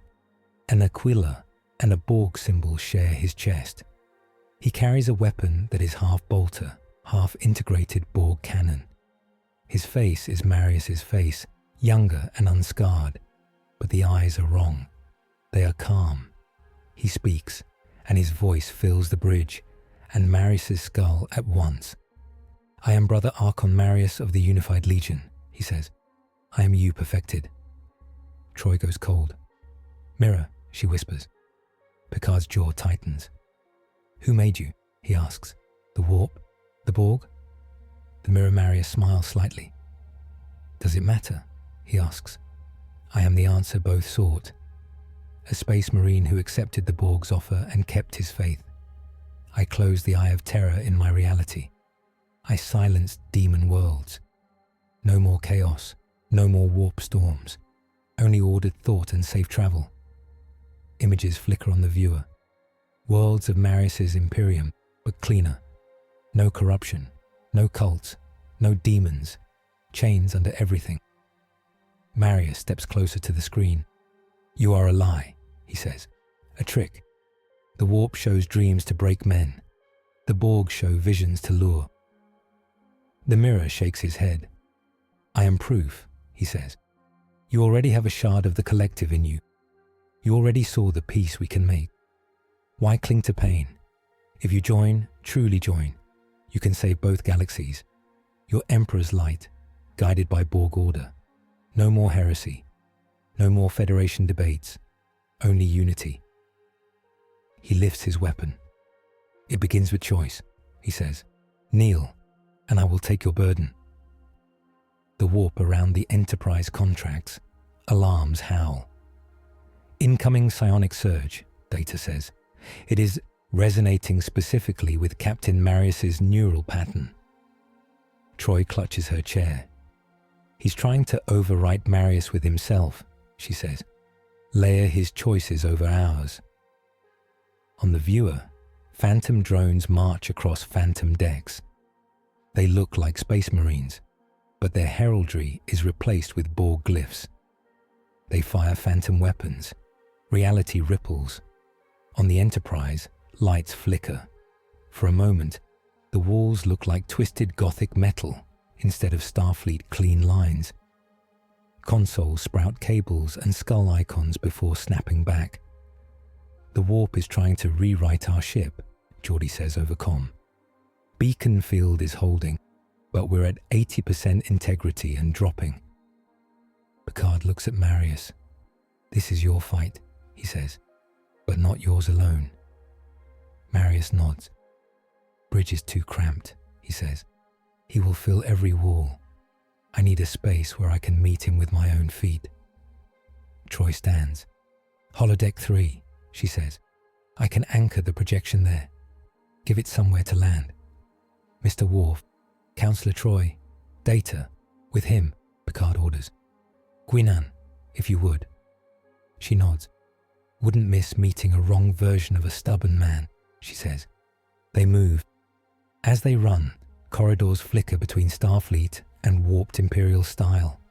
Crews step back, faces tight, as ghostly Marines march past them and vanish. They reach Holodeck 3. The doors open. Inside, the space is already changing. The program is blank, but the warp has filled it. One half looks like an Imperial cathedral, stone and brass and candles. The other half looks like a Borg chamber, black and green and full of pipes.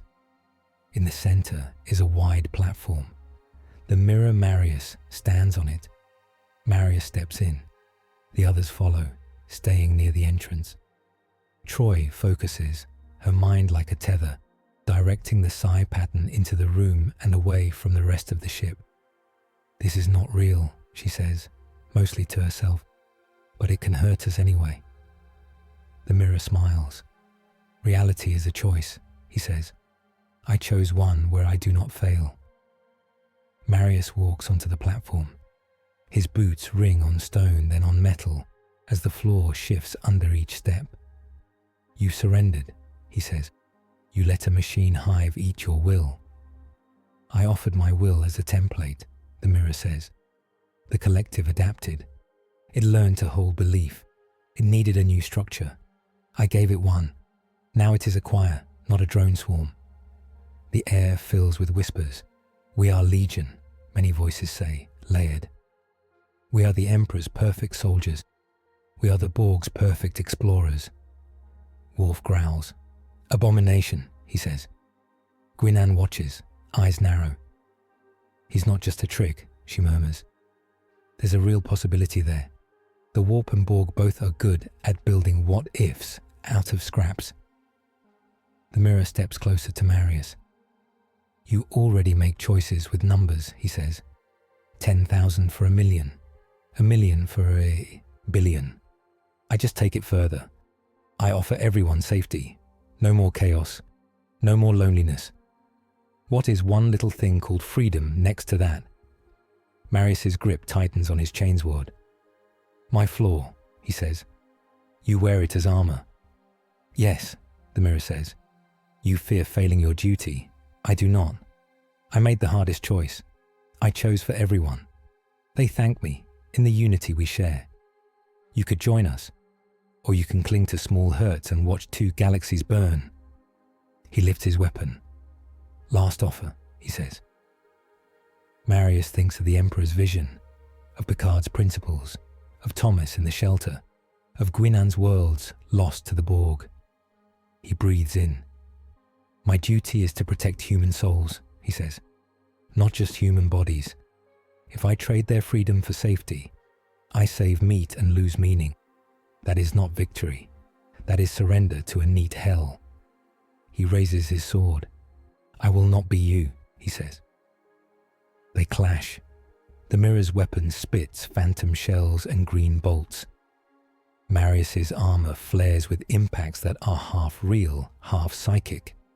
Pain lances through his already damaged side.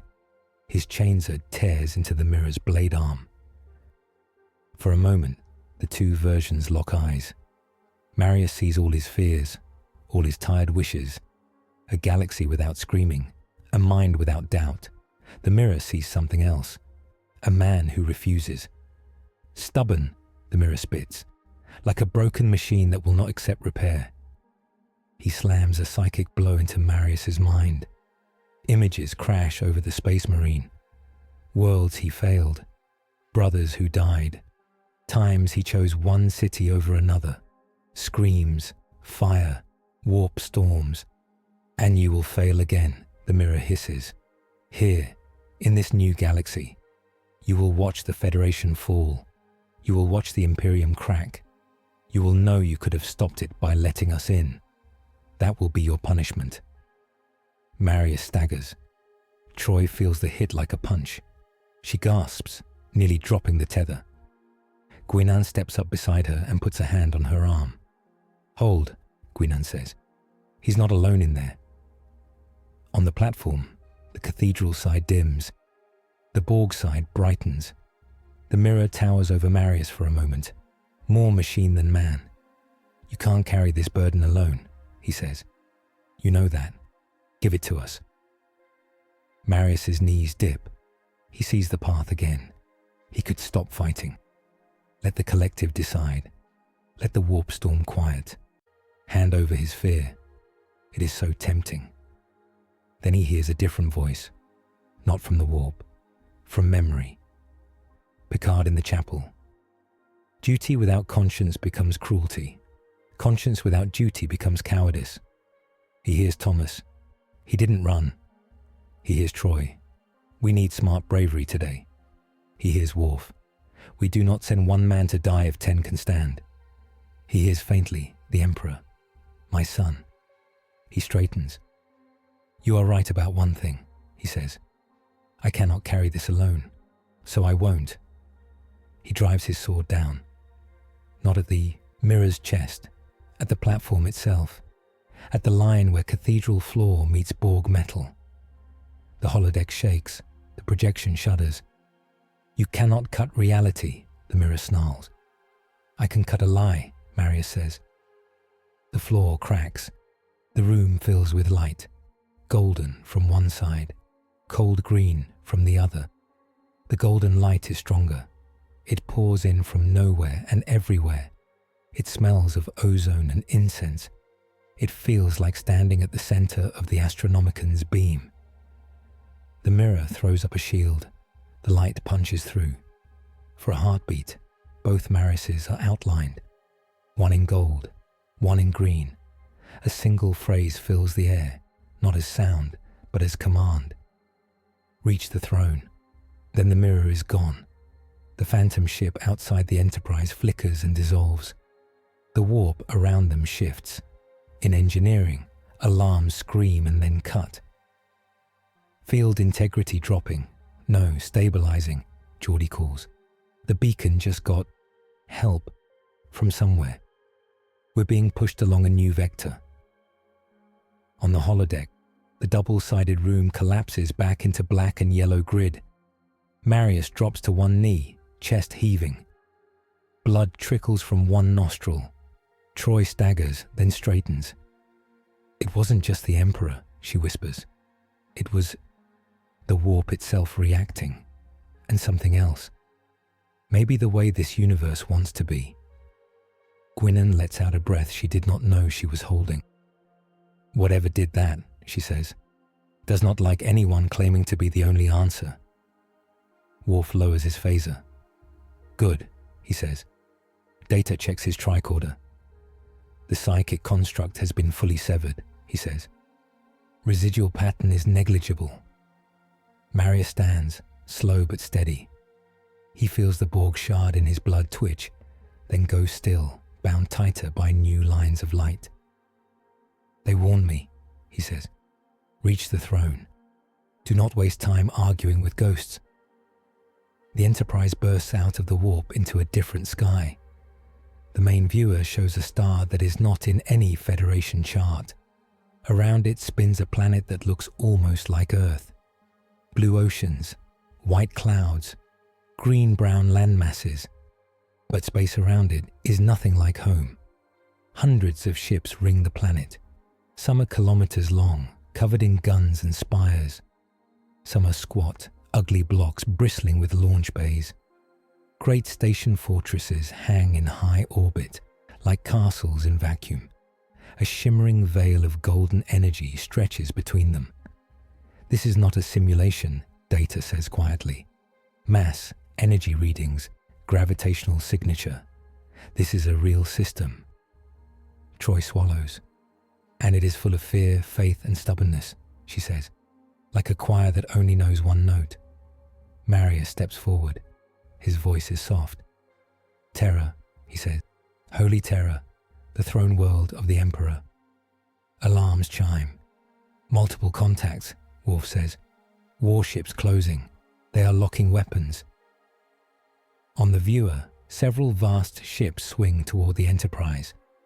Their hulls are covered in statues and reliefs. Their guns are huge, crude by Starfleet standards, but there are so many. Hails crackle in, layered over each other. Unidentified vessel, a harsh voice booms. You violate the sacred exclusion zone of holy terror.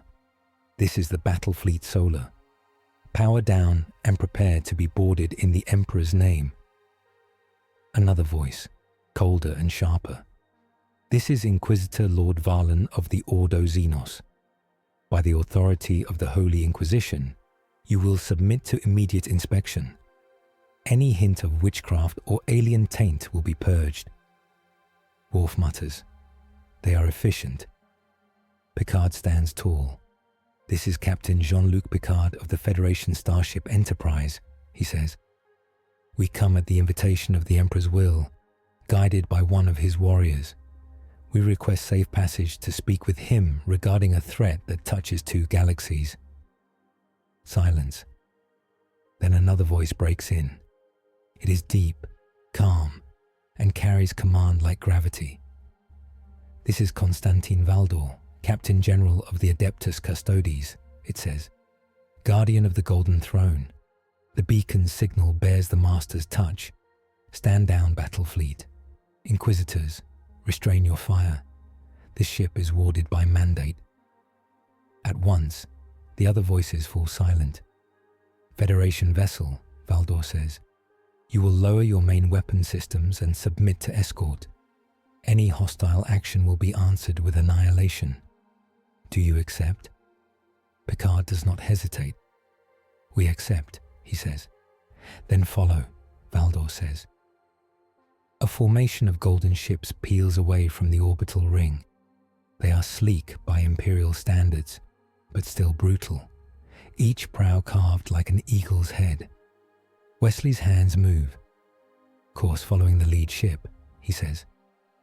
The Enterprise glides forward. It passes through the golden veil around Terra. Every hull plate hums. Troi feels a pressure like a hand on her head, pushing down every stray thought. The warp noise drops to a whisper. What is that? She whispers. Marius answers quietly. A global Geller and psychic shield, he says. The Emperor's last wall. It keeps demons out and sometimes truth in. They descend. The view fills with a single continent-spanning city, the Imperial Palace.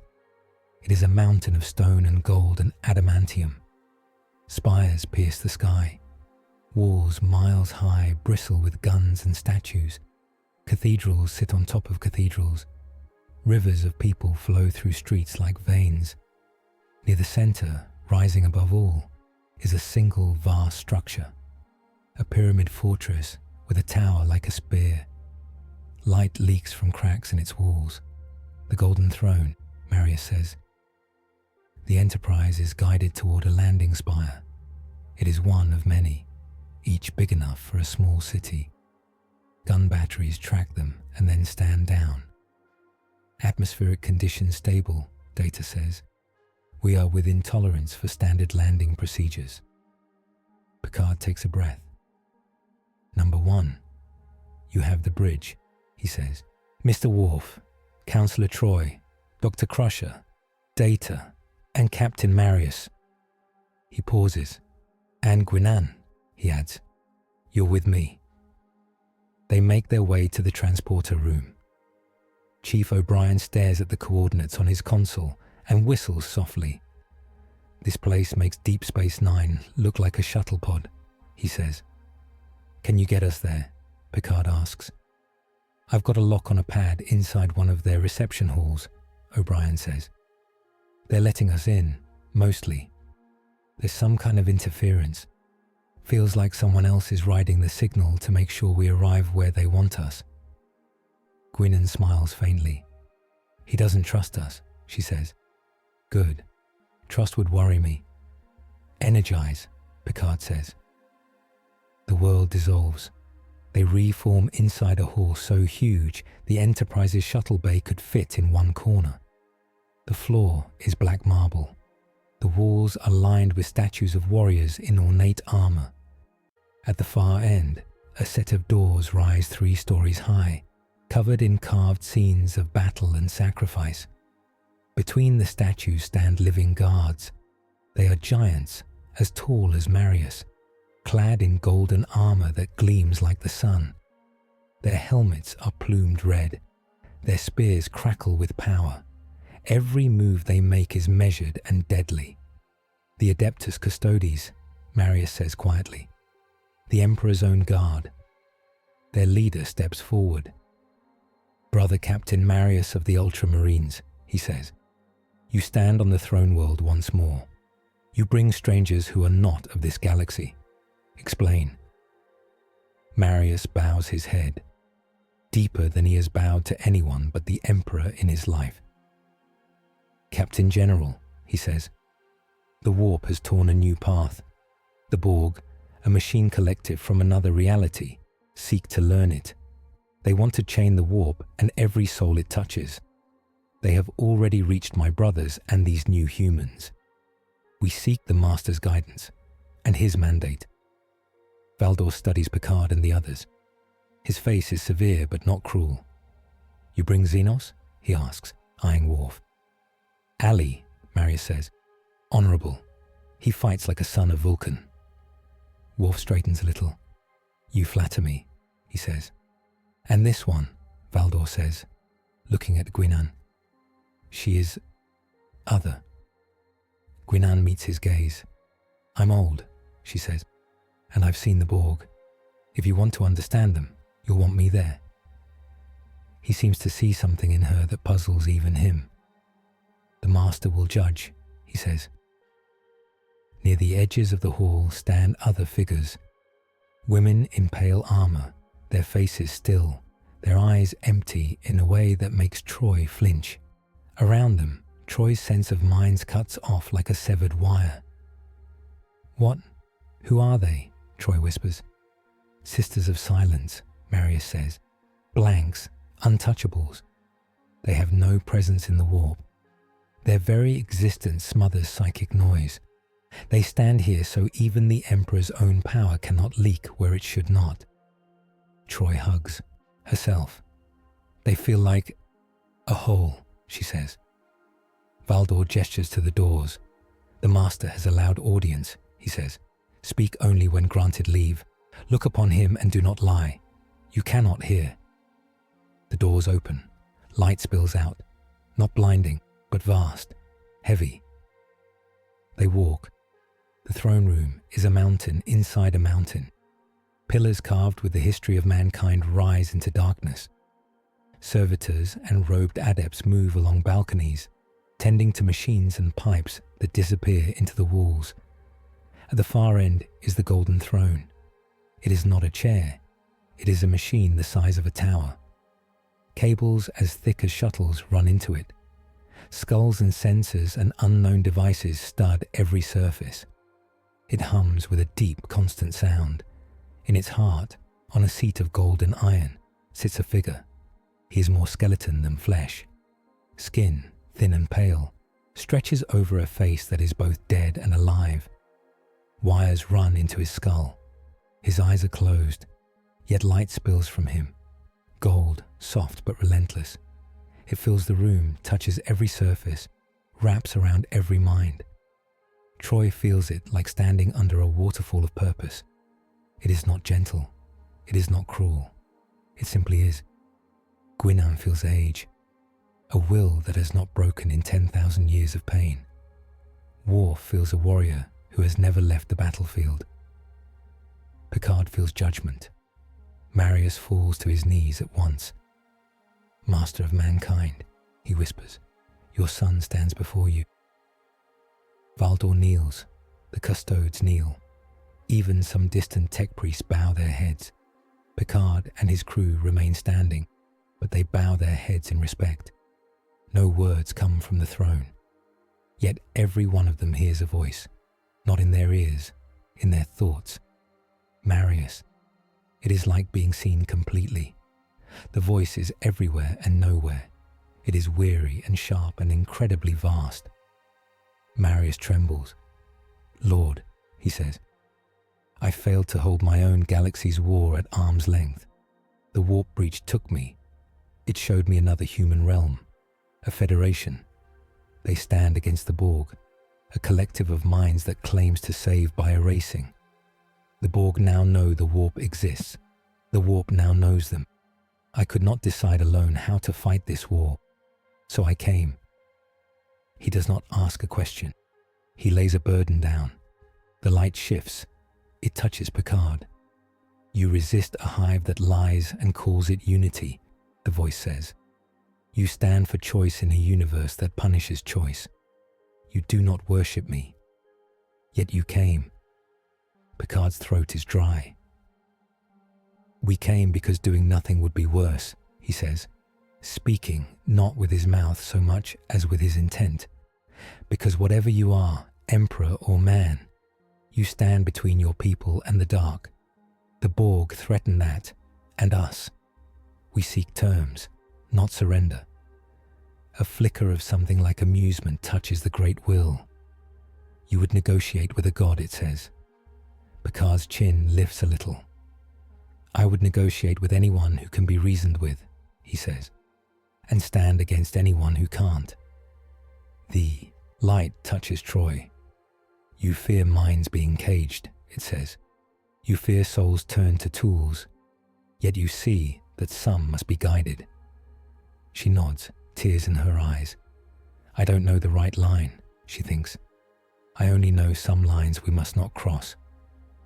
The light touches Marius again.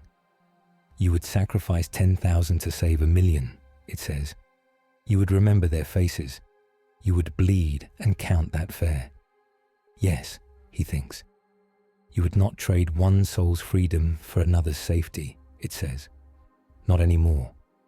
He thinks of the mirror Marius, of Null Ascendant, of the Borg's cold peace. "No," he thinks, "not that price." Silence, full and deep. Up to now, they have fought and argued with what they knew. Now, something that sees wider looks at them and weighs. The Emperor's will shifts. It shows them images, a Borg cube gnawing at the edge of the warp, trying to measure it and being bitten. Demons trying to eat a machine god and choking. Two horrors testing each other. It also shows a Federation starship slipping between them, keeping them from making a pact. The Emperor's voice comes again. "The Borg are another face of chaos," it says. "Not the same warp, but the same hunger for control. They will not stop. The warp will not stop. I cannot leave this throne. I must hold the beacon that guides my own galaxy, but I can bend a piece of my will into you. Light narrows. It focuses on Marius, on Picard, on the beacon, far away in another universe. When you call upon me, the Emperor says, I will send a flare of my light along the path you have made. It will burn the warp where it touches. It will blind demons. It will hurt the Borg's minds. It will give you moments of clear space to act. The light hardens. It feels like a brand pressed to the soul. But there are limits, the voice says. Each time you invoke my light across the void, it will tear a little more at the walls between our realities. Use it too often, and the path the Borg seek will widen for them as well. Every flare will burn not only demons and Borg, but the minds of any mortal too close who is not braced. Your own crews will pay a price in pain and strain. The shard of Borg pattern inside you, Marius, will also awake a little each time, and you will need all your will and theirs to keep it caged. My influence cannot decide for you. It can only clear a space in which you must still choose. And if you call when you could have acted without me, I will not answer. Marius bows his head lower. I accept, he thinks, for myself, for my brothers, for these new humans if they consent. Picard feels the brand too. It is not faith for him. It is a tool and a warning. I will not use your light to start new wars, he thinks, only to stop an endless one. The Emperor's will is steady. That is your path, it says. You, Picard, will be my envoy in this new galaxy, though you do not name me as yours. You will choose when to call and when to stand alone. That is the burden of command. It touches Marius one last time. You are my blade in all galaxies, it says, but you have walked beside those who do not share your dogma and yet fight well. You will learn from them. You will not build an imperium here. You will not burn worlds to make them match mine. You will guard, not rule. Marius's chest is tight. I hear and obey, he thinks. The light softens. It no longer feels like judgment. It feels like tired approval. You all walk a narrow path, the Emperor says, between terror and tyranny, between chaos and cages. Victory is not the silence of all voices. It is that humans can still sing in the dark. Remember that when the Borg offer you an easy end. The room dims a little. The great will withdraws. The throne hums on. Valdor rises. The audience is ended, he says. Picard takes a slow breath. Guinan lets hers out. Troi wipes her cheeks. Worf looks at the skeletal figure on the throne with new respect and a little fear. Marius stands, legs shaky but firm. He feels different. Not stronger in muscle, but clearer in purpose. He also feels the cold shard inside him shift and settle under new chains. Picard steps close to him as they are escorted out. We have our mandate, he says quietly. Yes, Marius says, to fight both horrors without becoming either. They walk back toward the doors. Terror's roar lies beyond. The warp waits above. The Borg watch from another side. The real work, how to live with this new power, how to keep its cost from eating what they fight for, still lies ahead. The return trip through the warp feels shorter. It is not. The Enterprise still rides a bubble of blue and gold, guided by the beacon and the Emperor's mark. But this time, the fear is quieter. Everyone knows what they are riding into. On the bridge, stars are smeared into strange colors again. Field integrity? Picard asks. 95% and holding, Geordi says from engineering. Whatever the Emperor did to the beacon, it likes our hull a bit more now. I'd still rather not hit any big waves. Troi shivers. The warp is watching us, she says, but not clawing at us. It's like a sea that remembers a ship that bit back. Marius stands behind the captain's chair, silent. His thoughts are not on the storm. They are on the throne, on the voice, on the 3 paths it pressed into his mind as they left Terra. In his head they are clear. First path, return. He saw himself standing on a battle barge over a burning world in his own galaxy. The breach behind him shut. The Federation's stars distant and dim. He led campaigns against chaos, stronger with new knowledge. New Carthage grew on its own. The Borg probed the scar and met only demons. Second path, free agent.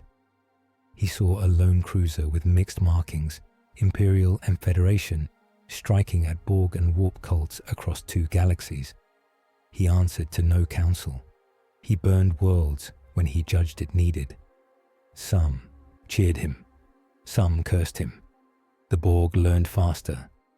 Inquisitors in his own Imperium whispered, heretic or necessary evil. Third path, sanctioned servant.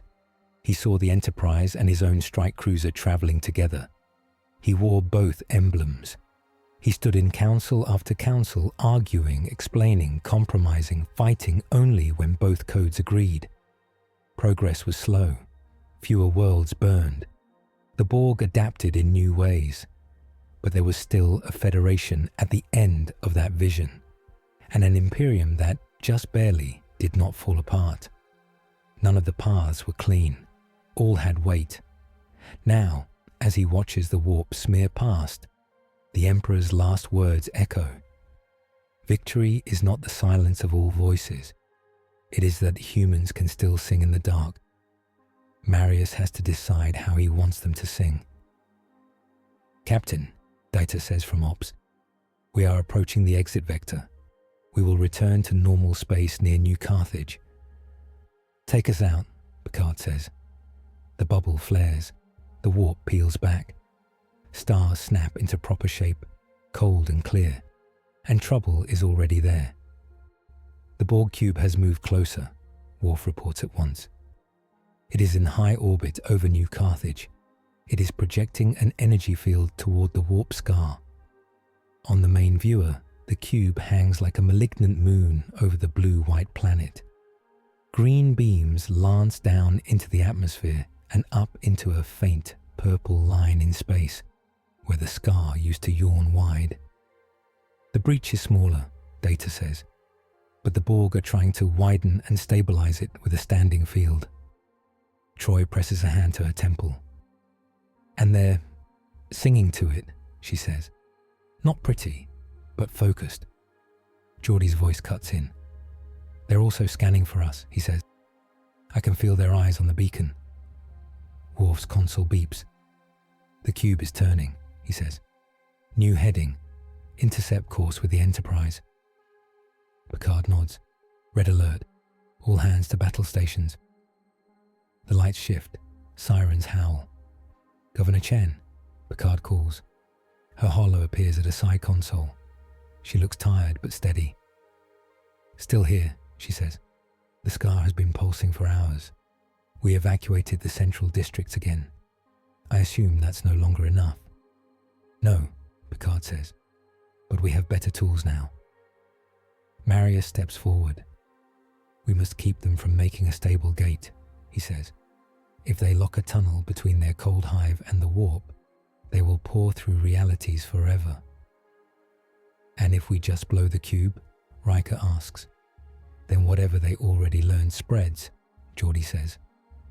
Plus, any surge through that field might rip the scar wider on its own. Troi nods. They are woven together now, she says. Borg logic and warp chaos. We can't just cut one without tugging the other. Picard turns to Marius. We have new power, he says, and new rules for using it. This is where we see whether they hold. Marius's eyes meet his. Yes, he says, this is where I choose. They gather again in the observation lounge. The Borg cube hangs beyond the windows, closer now. Nechaev's tight face appears on the wall screen from Starfleet Command.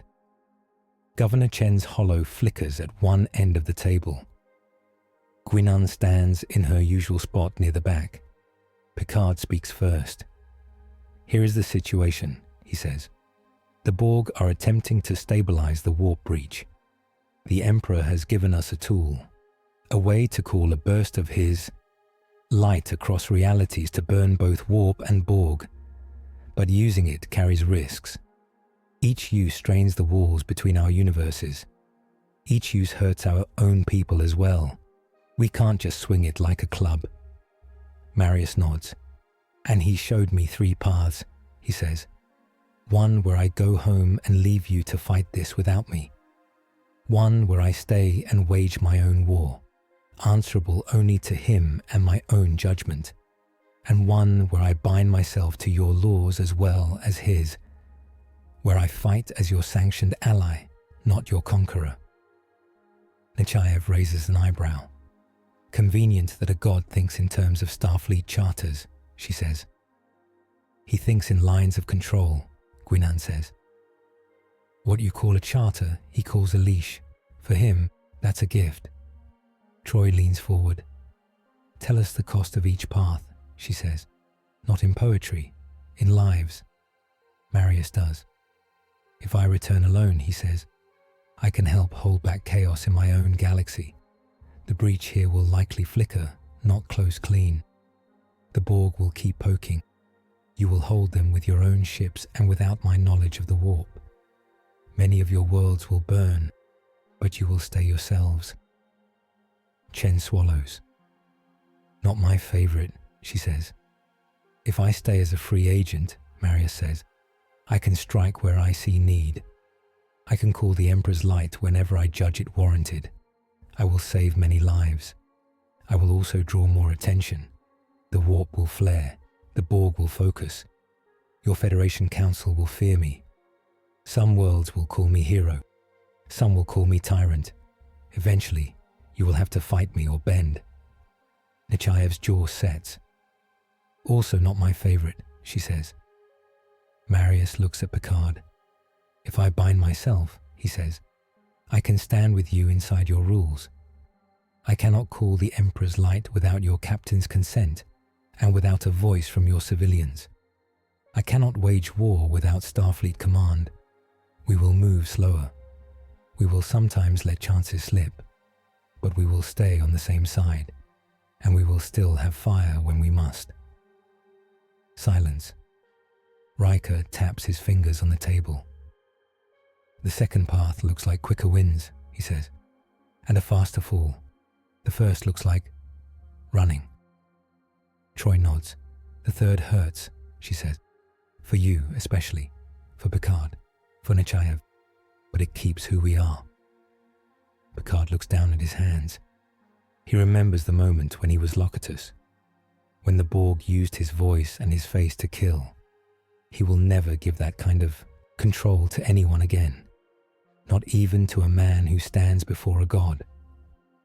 "We are the Federation," he says. "We make deals. We sign treaties, even when it hurts, especially then.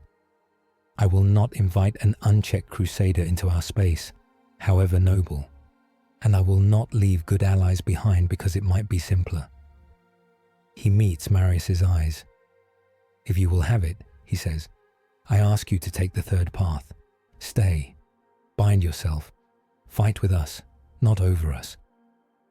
Nechaev exhales through her nose.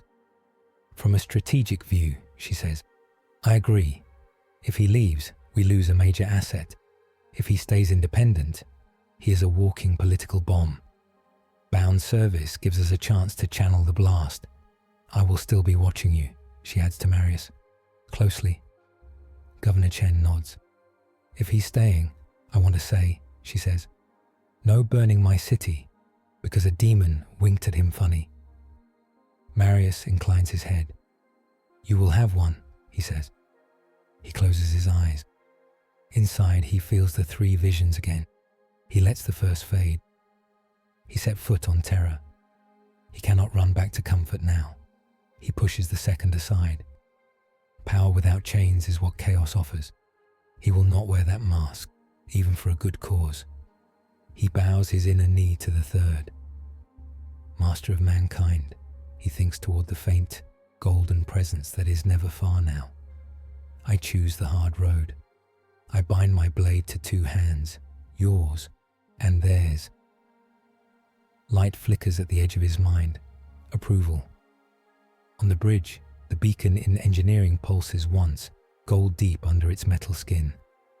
Far away, on Terra, the Emperor does not smile, but his will shifts, making room for a new thing. Something changes on the Enterprise. It is small, and not small. When Marius steps back onto the bridge, his armor looks the same at first glance. Blue ceramite, white trim, golden double-headed eagle. But on his left shoulder, beneath the Ultramarines Omega, a new symbol has appeared. A silver arrowhead, like the Starfleet Delta, inscribed over the Aquila's chest. The two are fused, not painted. The metal itself has changed. On the main holodisplay, beside the ship's registry, a small emblem appears. An eagle with one wing of gold and one of clean silver, wrapped around a star. Troi's breath catches. Visible mandates, she says softly. His world symbol and ours, tied together. Codex note. When the Imperium grants a foreign ally the honor of its sigil, it is not love. It is a public oath that binds both sides in blood and expectation. Picard nods. It seems the Supreme Authority has accepted the terms, he says. Marius's voice is firm. I am now by the Emperor's will, he says, and with your leave, a sworn protector of this Federation. I am not a governor. I will not rule your worlds. I will fight for them, under law. Worf grunts approval. Nechaev's image on the side screen remains narrow-eyed. Then here are the rules, she says. Clause 1. You do not deploy lethal force on a Federation world without a Starfleet captain's order, except in immediate self-defense. Clause 2. You do not call down your Emperor's light without agreement from a Starfleet captain and a civilian authority on site, unless the alternative is assimilation or extinction. Clause 3. You do not introduce your Imperium's purges, faith police, or forced gene work into our space. Ever. You save people. You do not remake them. Marius nods. I accept, he says. Picard adds his own clause. And clause 4, he says. You will listen when we say enough. And we will listen when you say this is necessary. The moment we stop listening, the Borg win, no matter how many ships we break. Guinan smiles faintly. Those are good promises, she says. Hard, but good. Troi feels the weight of the new bond, like a rope stretched across galaxies. It will hurt, she says. It already does, Marius replies. But it is right. Picard turns toward the viewer. The Borg cube looms. Light pulses along its sides. Rules on paper are still words, he says. Time to see how they survive fire. Mr. Worf, raise shields. Mr. Data, lock phasers. Geordi, prepare the beacon to channel. Our new option. Understood, Geordi says. I can route a flare through the main deflector, sync it with the beacon, and aim it at the cube and the scar. But when it goes off, our own systems are going to scream. So will anyone with a brain. Troi nods. We'll brace, she says, and try to catch the ones who fall. Governor Chen's hollow leans in. And down here, she asks. We keep your people as far from the main impact zone as we can, Picard says. But this time, I think most of the pain will be in space. He takes a breath. Battle plan, he says. Step 1. The Enterprise engages the cube at range, focusing on their warp link nodes. Step 2. Ground teams on New Carthage disrupt any Borg structures, reinforcing the scar from below. Step 3. When the cube commits full power to the scar, we trigger the Emperor's flare, with Marius acting as anchor. We burn their connection and pinch the breach. Then we see what's left and adapt. Riker grins, tight and sharp. Simple, he says. Awful. I like it. Worf bares his teeth. I will lead the ground team, he says. Captain Marius? Marius nods. We will fight together, he says. Under law. Picard's voice is clear. Then let's go show the Borg what happens when a god and a charter share a battlefield, he says. The Enterprise turns toward the cube. The battle comes fast. In orbit, the Enterprise and the cube trade fire. Phasers lance across black. Borg cutting beams slice back. Shields flare blue, then white. The cube's armor blackens in patches, then heals as drones rearrange its skin. Target their field projectors, Data says. Those nodes are feeding energy into the scar. Photon torpedoes burst against clusters of green light. Some go dark. Shields down to 68%, Worf calls. We have hull breaches on decks 14 and 15. Force fields holding. Hold the line, Picard says. Below, in New Carthage's sky, the warp scar glows brighter as the cube pours more power through it. On the ground, Worf, Marius, and a team of Starfleet security officers move through shattered streets again. Governor Chen's local troops fight beside them. Borg drones crawl over the old depot crater, trying to rebuild their lattice. Phaser, fire, and bolter shells cut them down. Marius smashes a drone with his fist, then stomps on its chest to crush a field generator. No more tunnels, he growls.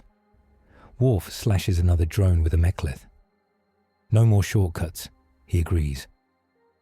Troi and Dr. Crusher work behind them, pulling the injured clear, calling transport beams where they can. Above, the sky turns the color of a bad bruise. The cube's main field locks onto the scar. Their power output is spiking, Geordi says. They're about to try to weld that thing open. On the bridge, Picard feels the moment. It is like the air pressure in a storm just before a lightning strike. He touches his comm badge. Picard to ground, he says. Marius, Worf. Are you in position? Marius stands on the lip of the crater. Warp light flickers overhead. I am at the wound, he says. We have broken their anchors here. The rest is above. Picard nods. Governor Chen, he says, you stand for your people. I do, she says. Use your light if you must. Just bring my colony back in one piece. Troi steps to Picard's side. I'll hold mines as best I can, she says. But this is going to hurt them. And us.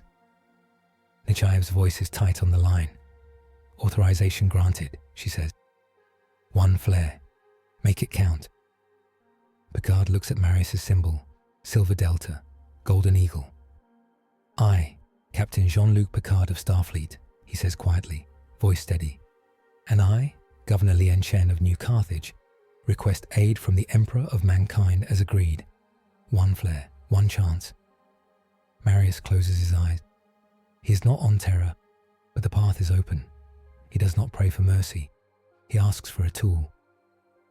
Master, he thinks, by oath and by need, send your light. For a heartbeat, nothing happened. Then the beacon in engineering screams. Gold light floods out of it, filling the core like liquid fire. It races along cables, into the deflector, out into space. The main dish flares like a sun. A spear of gold shoots from the Enterprise into the cube and the scar at once. It is not clean. It is not gentle. The warp howls. Troi drops to her knees, hands over her ears, though the sound is inside. Around her, bridge crew grunt, cry out, or fall as their minds are seared by purpose, not their own. On the ground, Marius feels the light hit him like a hammer. It runs down his armor, into his bones, into the small shard of Borg in his blood. The shard wakes. It tries to seize the pattern. For a moment, he is back in the holodeck. The mirror Marius lunges. Now, the cold echo hisses. Take full control. Make them all safe, Marius roars. He is not alone. He feels Picard's will, stubborn and clear, refusing any answer that erases choice. He feels Troi's pain and care wrapping minds as best she can. He feels Worf's honor, boosting friends instead of crushing foes. He feels Thomas on the planet, clutching his toy ship and whispering, "Please." He feels the Emperor, far away, burning, holding the beam steady but not steering it. This light belongs to all of them now. Not just one god, not just one Marine. No, Marius thinks at the shard. You do not get them. You do not get me. He imagines the Borg code as a knot of cold wires. He wraps it in chains of gold and silver, Imperial duty, Federation law. He binds it tight. The shard stops fighting. It sits, trapped. The flare pours through him and out. In orbit, the Borg cube takes the full blast. Its green fields blaze white. Drones scream in a million linked minds as alien faith burns through their logic. For the first time, the collective feels something like awe and panic. The warp scar, hit from both sides, convulses. Demonic faces lunge for the beam and are burned. They shriek and flee. The scar contracts.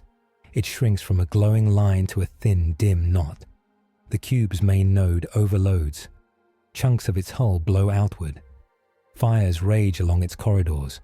For a moment, it looks like a dying star. Then, with a final clumsy push, it jumps.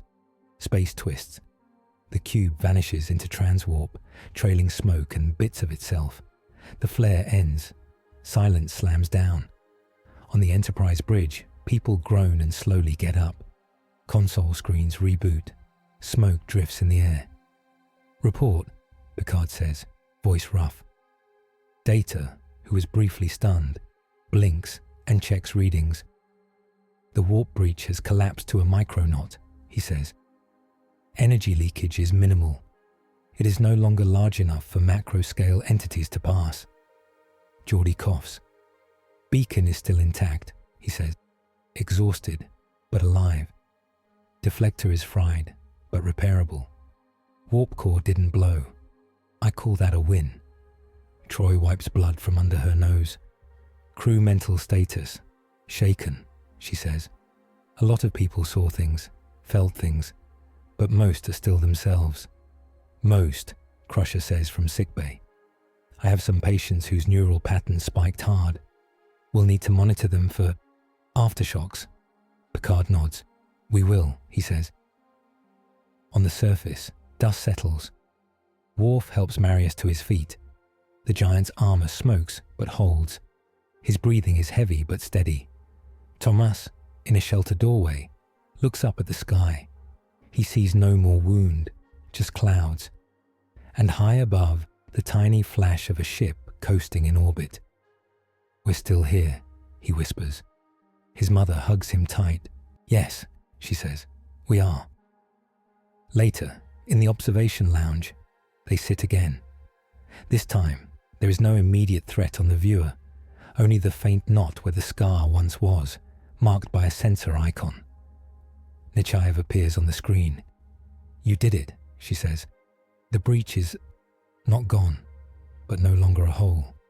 The cube is missing. We're tracking traces, but it's off our board for now." "We had help," Picard says. He looks at Marius. "From both ends," he adds. Nechayev nods grudgingly. "The flare almost cooked half your crew's brains," she says. "I received the medical reports, but you stopped a transdimensional war from getting a highway. I will take that trade." She looks at Marius.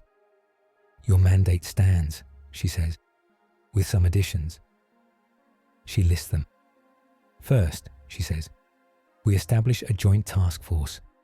Federation, New Carthage, and your Imperium's representatives. If they can send any, without breaking their own walls. This vigilant star force will monitor the knot and any future warp Borg contact. You and Captain Picard serve as its field leads. Marius nods. Agreed, he says.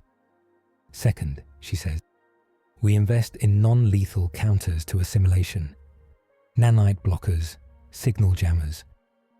We try to save drones when we can, not just destroy them. Your knowledge of warp corruption may help us understand where saving stops and mercy killing begins. Dr. Crusher smiles faintly. Thank you, she says. Third, Nechayev says, and this is the hard one. We document what happened with that flare. Honestly, we do not hide it from our councils or your Inquisition. Guinan raises an eyebrow. That will be a fun conversation, she says. Fun is not the word, Marius says, but truth is rare in war. We will try. Picard inclines his head. Agreed, he says. No secret gods, no secret weapons without oversight. That's how empires rot from inside. Troi leans in. And we make space, she says, for people to talk about what they felt. Crew, colonists, even you, Captain Marius. We can't just pretend the light and the fear weren't real. If we push it down, it will come out sideways. Worf grunts. Klingons sing after battle, he says. Maybe humans need to talk.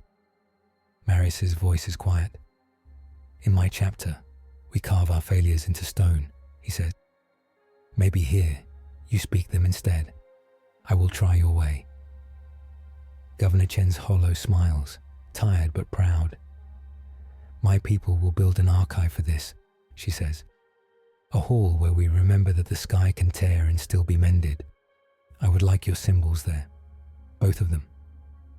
Marius inclines his head. They are yours, he says. Guinan looks at the icons on the display. Aquila and Delta, she says. Eagle and arrow. Maybe we call this pact the Vigilant Star. Picard smiles faintly. It has a ring, he says. Nechayev sighs. Very well, she says. Recorded. Don't make me regret it. The screen clicks off. They sit in a brief, quiet moment. Up to now, they have fought, bled, and bargained. Now, they have a new shape for that fight. Not neat, not safe, but theirs. Marius looks out at the stars. 3 paths, he says softly. I chose the longest. Picard nods. So did I, he says. Troi smiles wearily. Welcome to the Federation, she says. We specialize in long, hard paths. Time passes. Not much. Just enough for repairs, first reports, first arguments. The epilogue begins in 3 places. Far away, in a dark part of a different space, the Borg cube limps. Its hull is scorched. Many nodes are dark. Inside, drones rebuild. The node that tried to weld warp and machine is broken, but not gone. We are Borg, the collective whispers. We were burned. We were blinded. We saw something greater than us and did not assimilate it. This is unacceptable.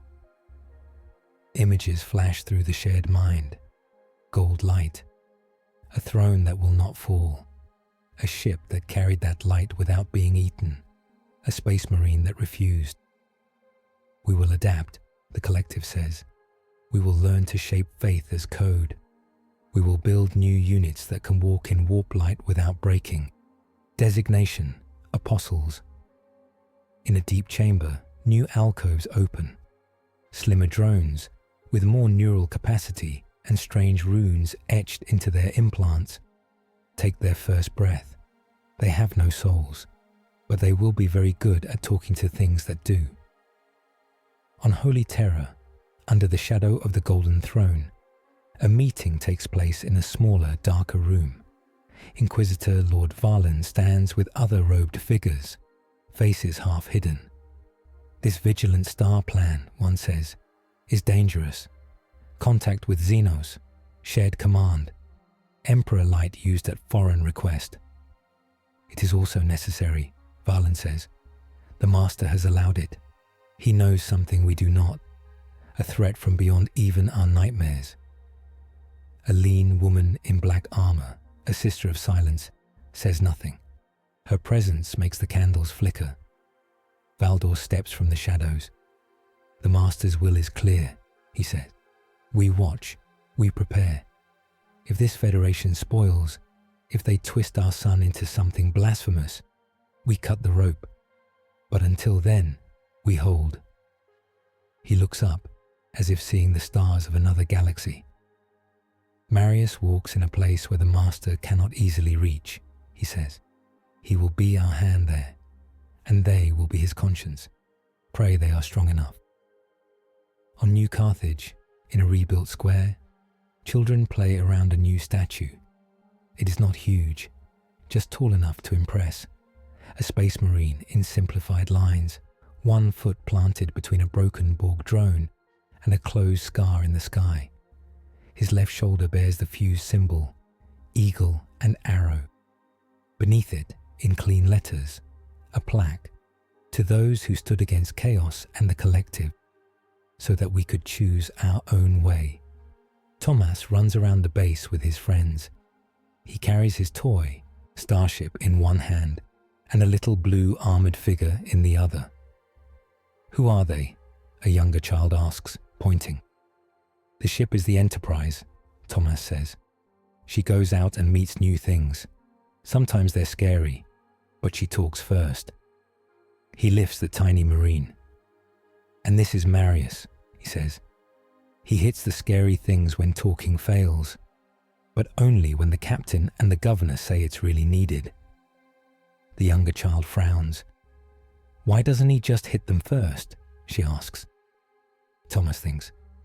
Because, he says slowly, if he hits everyone first, we'd all be safe and sad and not really us anymore. This way, we get to stay us and still not get eaten by robot zombies or sky monsters. She nods, mostly understanding the last part. Nearby, Governor Chen watches them. She sees a future where her people remember both the fear and the choice. Beside her, Marius stands in real armor, helmet off, watching too. You do not mind the statue? She asks. He shakes his head. It is not really me, he says. It is what they need to see. That is fine. And the symbol, she asks. The vigilant star. He touches his shoulder pad. It is heavier than it looks, he says. Every time I see it, I remember the rules. The ones from Terra, the ones from you. That is good. Troi walks up, smiling. How does it feel? She asks. Knowing you could have been a god's fist here, and instead you're a very large, very stubborn officer with 2 bosses, Marius thinks. Lighter, he says. In a hard way. I do not have to decide alone. I still have to decide, but not alone. Picard joins them. He looks up at the statue, then at the real man.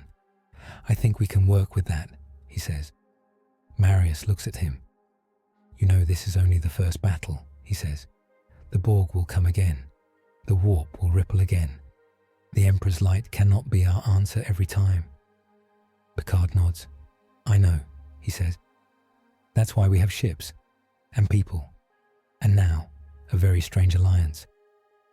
He extends a hand. Marius looks at it, then takes it. His gauntlet easily wraps around Picard's hand, but the grip is careful, not crushing, bound. Vigilant star, Picard says. Vigilant star, Marius echoes.